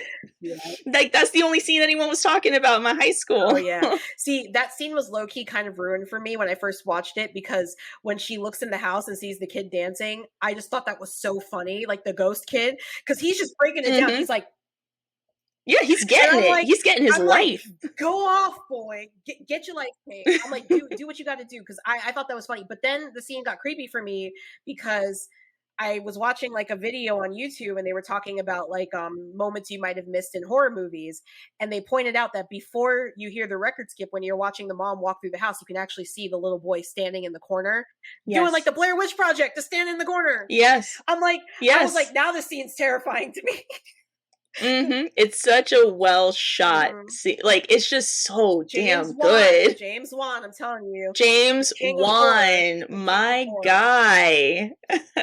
All right, Yeah, I mean, that creeped me out seeing great that one, scene. so that had to be very high up on my list. Mhm, It was the first one I thought of when mhm. making the list. Perfect. Yes, it's a great moment. All right, so my number 2 actually has a lot more significance this week than it originally did, because the Mhm. singer just passed away this week. Um, Mm. and also, it's like a lot more significance because our one of our uncles, this was one of his favorite singers. But Mhm. this is one of the best scenes in any spooky kid horror arsenal movie ever, and I'm pretty sure you all know what it is by now. Deo, the Banana Boat song from Yeah. Beetlejuice. So, rest in peace, Harry Belafonte, first and foremost. Yes. He's Absolutely. been one of my favorites. Like I said, our uncle was very big into Harry Belafonte, and when I was a kid, he would play a lot of his music, so I got very acquainted with his music growing up. Mhm. Great singer, great performer. Um, this scene, however, though, it is so iconic. This scene of the dinner table scene in Beetlejuice is just so Mhm. the fact that this movie's been out for like 4 decades now, and it's something that I think Mhm. every single human being on this planet knows that song's associated Yes. with that scene. Um, I laugh my butt off every time I watch that movie and I see this scene. It does not matter. The minute that Catherine O'Hara just starts opens her mouth and just starts singing the song, I'm Yes. done. I'm like on the floor, like cracking up. I'm like, this is great. And then the dancing, and they're like shaking their butts. They turn around, they're like throwing it Mhm. back. They're getting it. I'm They are like, getting their what lives. kind of possession is this? I want like, It always reminds me of Halloween Horror Nights because I did the Beetlejuice haunted house, mhm, and then even the tribute store they played it in there mhm, too. yep. And like like the moment you would step in that room in the tribute store, everyone's getting their life in there. And I did love in the haunted house how they flipped the room so the table was upside down over you as you were Yes, walking. I thought that was so cool because I was like, it was how are they so going to well do this done. scene? And you see the shrimp hands like popping out of the table, the bowls, like the shrimp hands, because like the shrimp Yes, cocktail. it's that's something I appreciate so much is that they do at least one haunted house they try to do every year where it's not inherently a scary movie, Hmm. but it's like a spooky movie Yeah, and it just makes it so fun. yeah, Like I was just laughing and just dancing my whole way through that yeah. house. Kind of how like the weekend was last year. Exactly. Yeah, The exactly weekend was like like, we're that. throwing it back as we walk through the haunted house. That one guy, Like, don't get me wrong, it's fun, like, being spooked yeah. and scared, but, like, there's just something about just going through this, like, party Yeah, house. that's how I felt about Ghostbusters when they did Ghostbusters in 2019. Yeah, I that's was another loving it. one. I was walking through there. I'm like, "This is amazing." I was like, "This is great." But yeah, the song, the Banana Boat song, Deo, it's just like I can't think of a more. I mean, obviously it's number two, so I did think of a more perfect usage of a song. But Yeah, like, I really like it's really was really hard to think of something that topped this because it is perfect. There's just like it's a perfect scene, and whatever yeah, your feelings are on the Beetlejuice movie, I know some people are like, it makes me uncomfortable now because it's like there's like so many uncomfortable jokes in it. I'm like, whatever you feel about the Beetlejuice movie now, you can't argue though that scene was iconic. that scene is fun, yeah. All right, what's your number one? Alrighty. My number 1, a again, this genuinely creeped me out when I watched it. It's already a song that creeps me out a lot, kinda like how, with Redbone, but in this case, it just, like, took it to the next level for me, Mhm. and that is when they use "Every Breath You Take" in Stranger Things season 2. Oh, Oh. it's a creepy song. It's a Um, very creepy song. it is, it's a really creepy song, I mean, and it's meant to be It creepy, is. that's the whole thing too. But, when it's, used in the way that they used it in the show where, I'm forgetting the name of the Mind monster Flayer. for Mind Flayer, thank you. But when the Mind Flayer is in the Upside Down watching them and it's kind of looming And they over, played the line right Hawkins. when it flips and shows you the upside down. I was like, I'll be watching Yeah. you. I was like, Yeah, I mean, it was so perfectly timed because, at first I'm watching it and it's like, they're playing the song. I'm like, oh yeah, it's the 80s, like, they're having a little slow dance. This is cute. And then it does that. And I'm like, I hate everything. I'm scared. you're like, I don't want to see season three. You know what? Never mind. Take it back. I don't want it. Never, I'm not a fan anymore. Like, you know what? Cancel the show. Cancel the show. Just, there's no need, you guys. There's no need. Yeah, no, it was a great way to just end the season, and it genuinely creeped me out. Which, like with Stranger Things, it really doesn't, creep me out at all. But, again, the perfect usage of the song, Hmm. yeah, it'll do it. Yeah, that's perfect. Perfect. Great usage. All right. So here's my number one because I did find a better usage of a song in a movie, and that is the "I Got Five on It" tethered remix Mm, from Us. mhm. From the moment I first heard this version in the trailer, I was like stunned because I wasn't expecting them to flip it the way that they did. Like, at first, it was like when they were Mhm. just playing the song like normally, I was like, "Oh yeah, this is a classic, like, hip hop song. Yeah, okay, whatever." And then it started slowing down, and then it got like Yeah. really aggressive and like aggressive orchestration. I was like, this is so cool. Like, I was super excited. Just like the music nerd in me was like, I love the fact that they Yeah. took this rap song that most people wouldn't associate with like horror or anything spooky, and then just No. twisted it and turned it into this terrifying song. And then Yes. when I saw Yes. it used in the movie, when it was that fight between Red and Adelaide at the end, and they finally did play the tethered mix, I was like, this is so perfect, because you're watching the two of their lives, like the backstories of the two of their lives. Then you're watching them fight. You're seeing how Red is just calm. She's Yes. unbothered. She doesn't even care. She's just stepping past Adelaide, slashing her, stepping past her. And then like Adelaide's like labored running, and they're playing Yeah. like the stingers are hitting, everything's hitting, and then it finally hits at the end, like right when Adelaide goes to finish Red off. um Absolutely amazing usage. And again, another moment when we went to Halloween Horror Nights, they had it in 2019, Mhm. and the ending of the house, they were playing that song as you were walking down the hallway of the tethered, and you didn't know who was actual people and who were mannequins, and they're just playing that like creepy violin music, and you're walking down there, there's like people jumping at you. Like, it just all around, like, So well yeah, done. amazing song. Like, they took a classic rap song that I know for a lot of people in like Gen X, like they rocked to that song. They were vibing to that Oh, song. yeah. And then like to get that, and they'd be like, "Oh, we just put a horror spin." And I know they tried to do that with like Candyman with the "Say My Name." Um, it Yeah. didn't hit us. It didn't hit the same way. It didn't hit the same way. That just had me cracking up. I was just like, why is it so slow? Why is Beyonce so I'm like, echoey? why he putting out some slow jams right now?